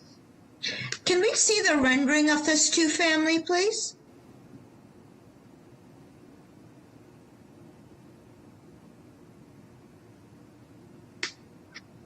Okay. Madam Chair, just for edification, there are no bedrooms in the basement. Okay, that's what I was going to ask. I knew it's coming. And let's see, I think I might have missed it. How is parking going to be accommodated? Driveway will be proposed to the left of the house. 10-foot driveway going back, and we have rear yard parking. Go down. Okay. Up there. How are the plans, Mr. Ehrlich? Drawings are adequate, and not just because there's no living space in the basement. Any questions from the board? Is anybody here to speak in support of this proposal? Good afternoon, Madam Chair, members of the board. Joe Coppinger from the Mayor's Office of Neighborhood Services.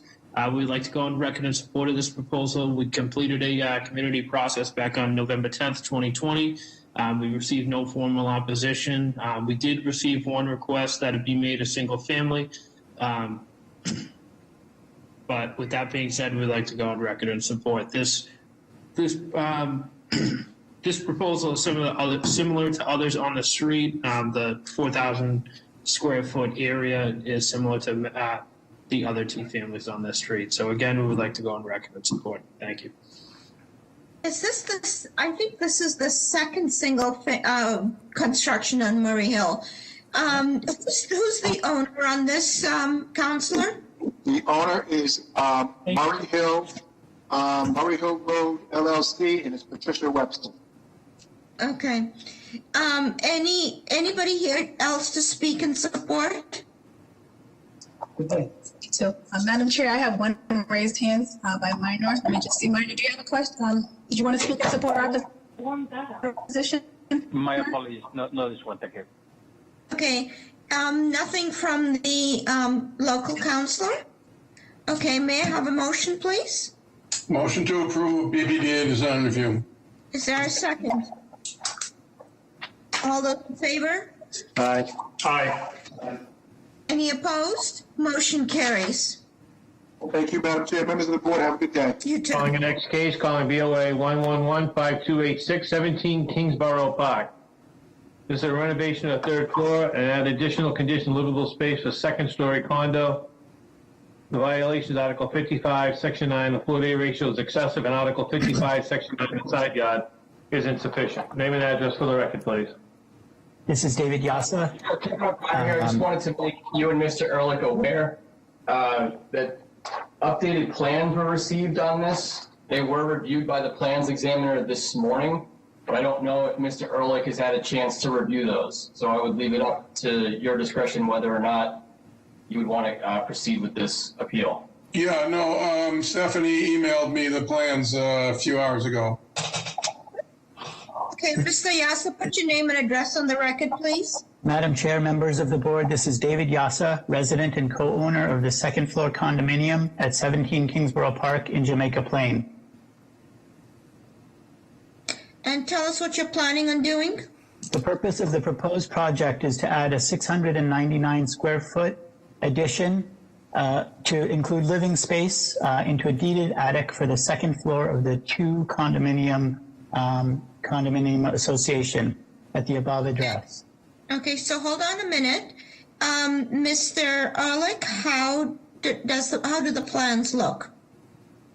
This is a relatively minimal project, and there's adequate floor to ceiling height. It's okay.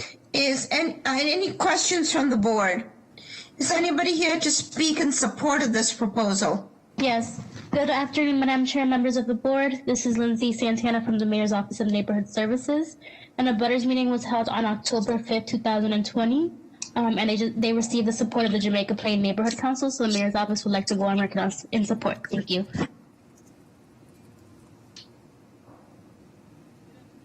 Members of the board, Karen Foley, Boston City Council, Anissa Asabi George's office would like to go on record in support. Thank you.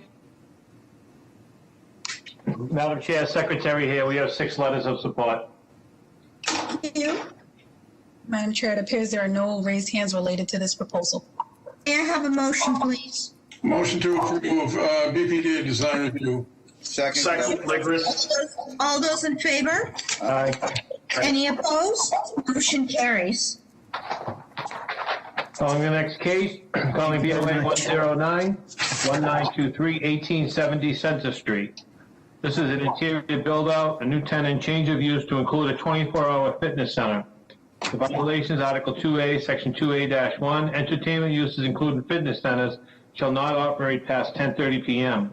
Article 56, Section 39, off-street parking is insufficient, 63 is required, 25 is proposed. Name and address for the record, please.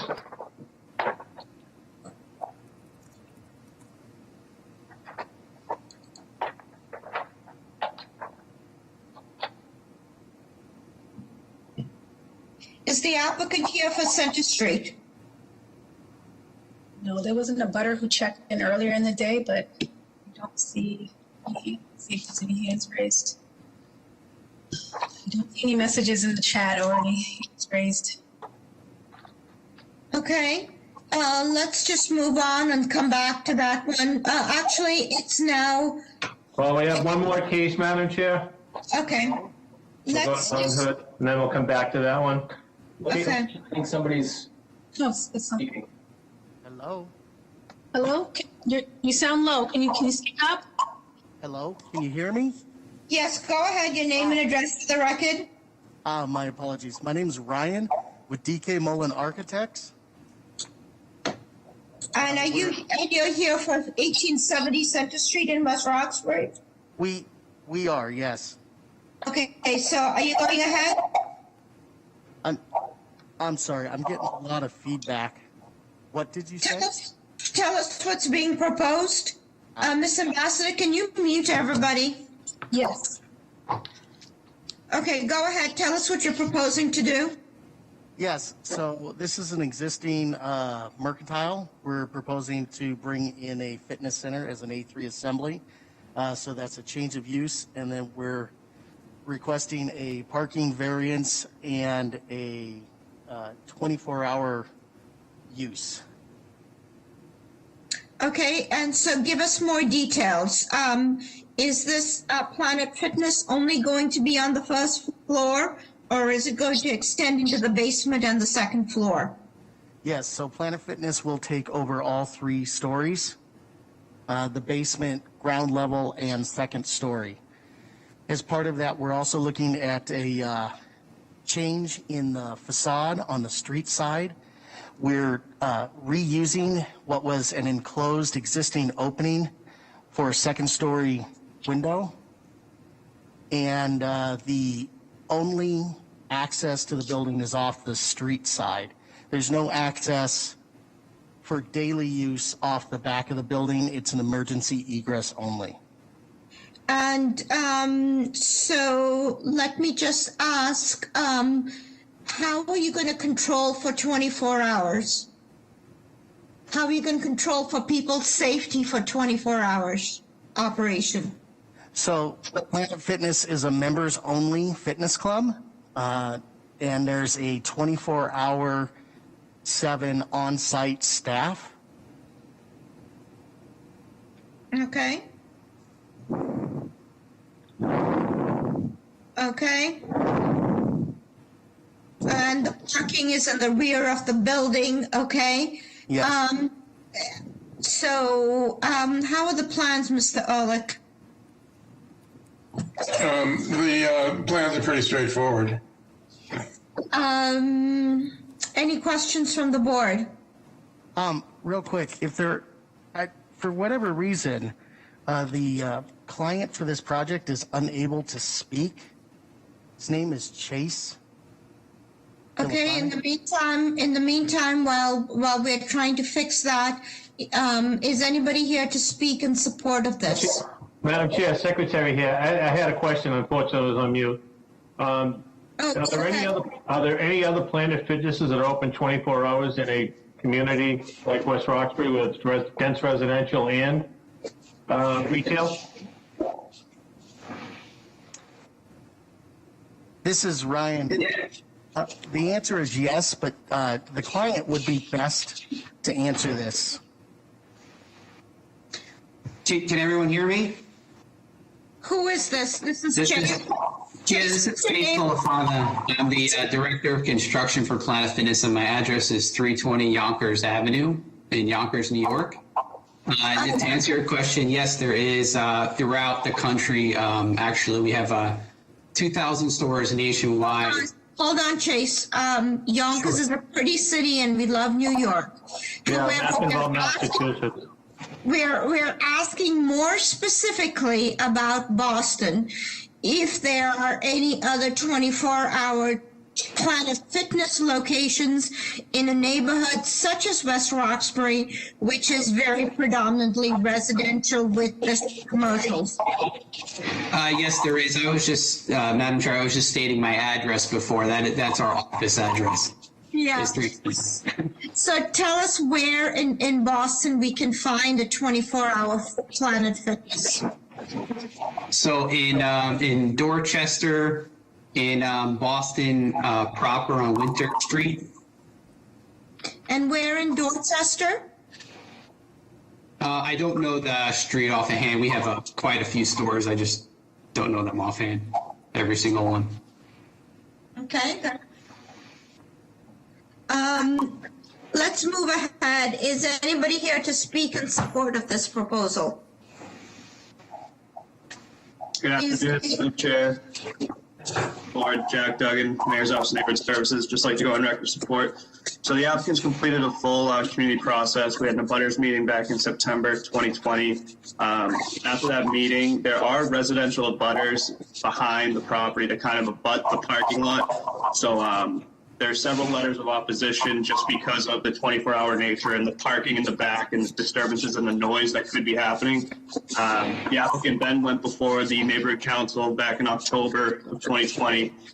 So the neighborhood council supported their proposal 6-0 to with the stipulation, though, that there's a 6-month probationary period to ensure the surrounding residential neighbors are satisfied with regard to any noise concerns. And if there are noise concerns during that 6-month period, they go back before the neighborhood council to kind of mitigate those issues.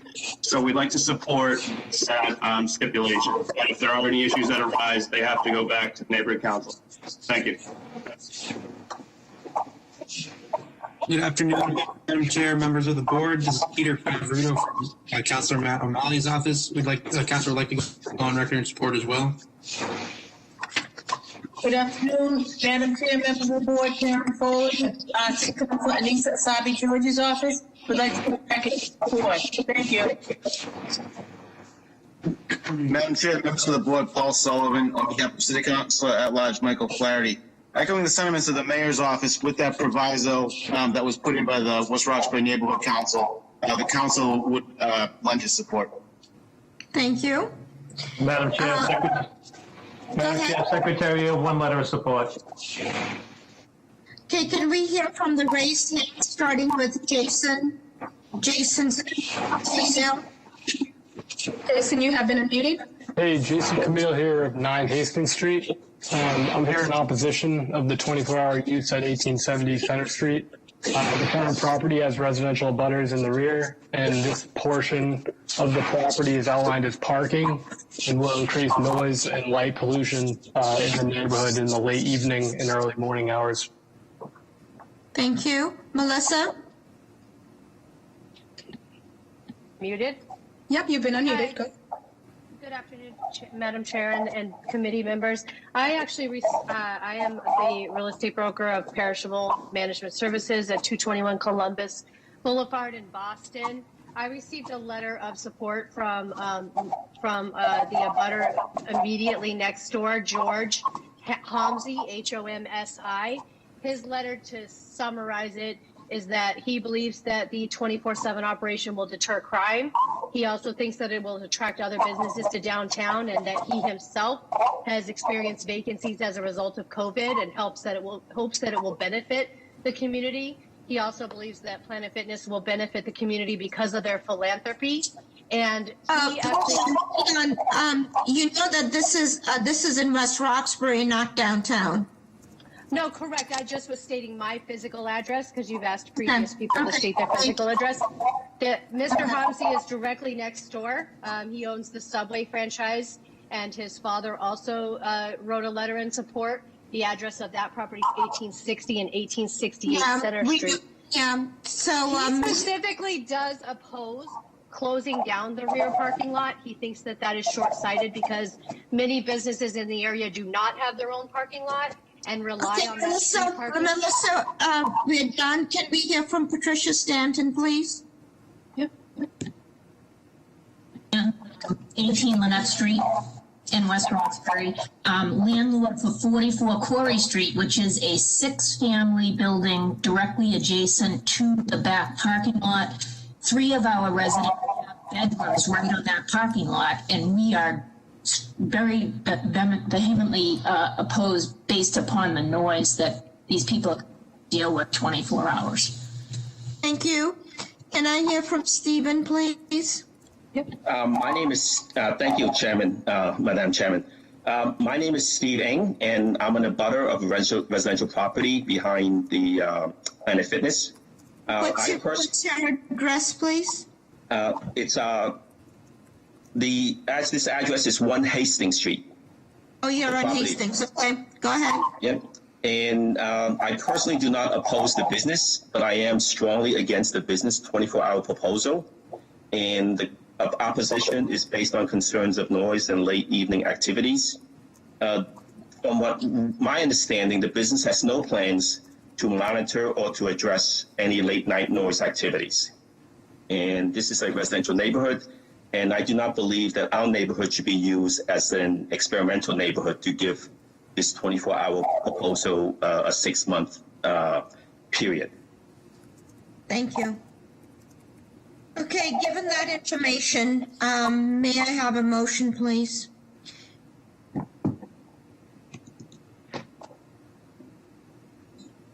just to put this in context, the frontage of the building is on Center Street. Everybody knows Center Street in West Roxbury. However, there are, 2, 3, 4 family buildings in the rear. Madam Chair, I'll make a motion to deny without prejudice. Is there a second? Is there a second? I'll second. Okay. Joe. All those in favor? Aye. Any opposed? I'm opposed. I'm opposed as well. Who else is that? Mark, Opposed. The two marks. opposed? Both the marks are opposed? Mhm. I support the motion, so it's denied without prejudice. Calling the next case. Calling BOA 109-7293, 14 Mount Hood Road. Madam Chair, if I could, Ed DeVoe, I've had some technical difficulties. I'd like the record to reflect that I have not been able to vote on any of the matters going back to, I believe it was the cannabis on Washington. To cannabis on Washington. Okay, so you did. So, what is your vote? Because everything else was fine. What is your vote? I was kicked off. Don't feel comfortable voting on it because I did not hear the entire matter. Or because, so I think then that we need to rehear this, because,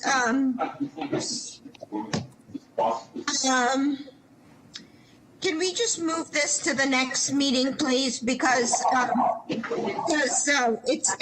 wasn't a duly held vote on this, okay?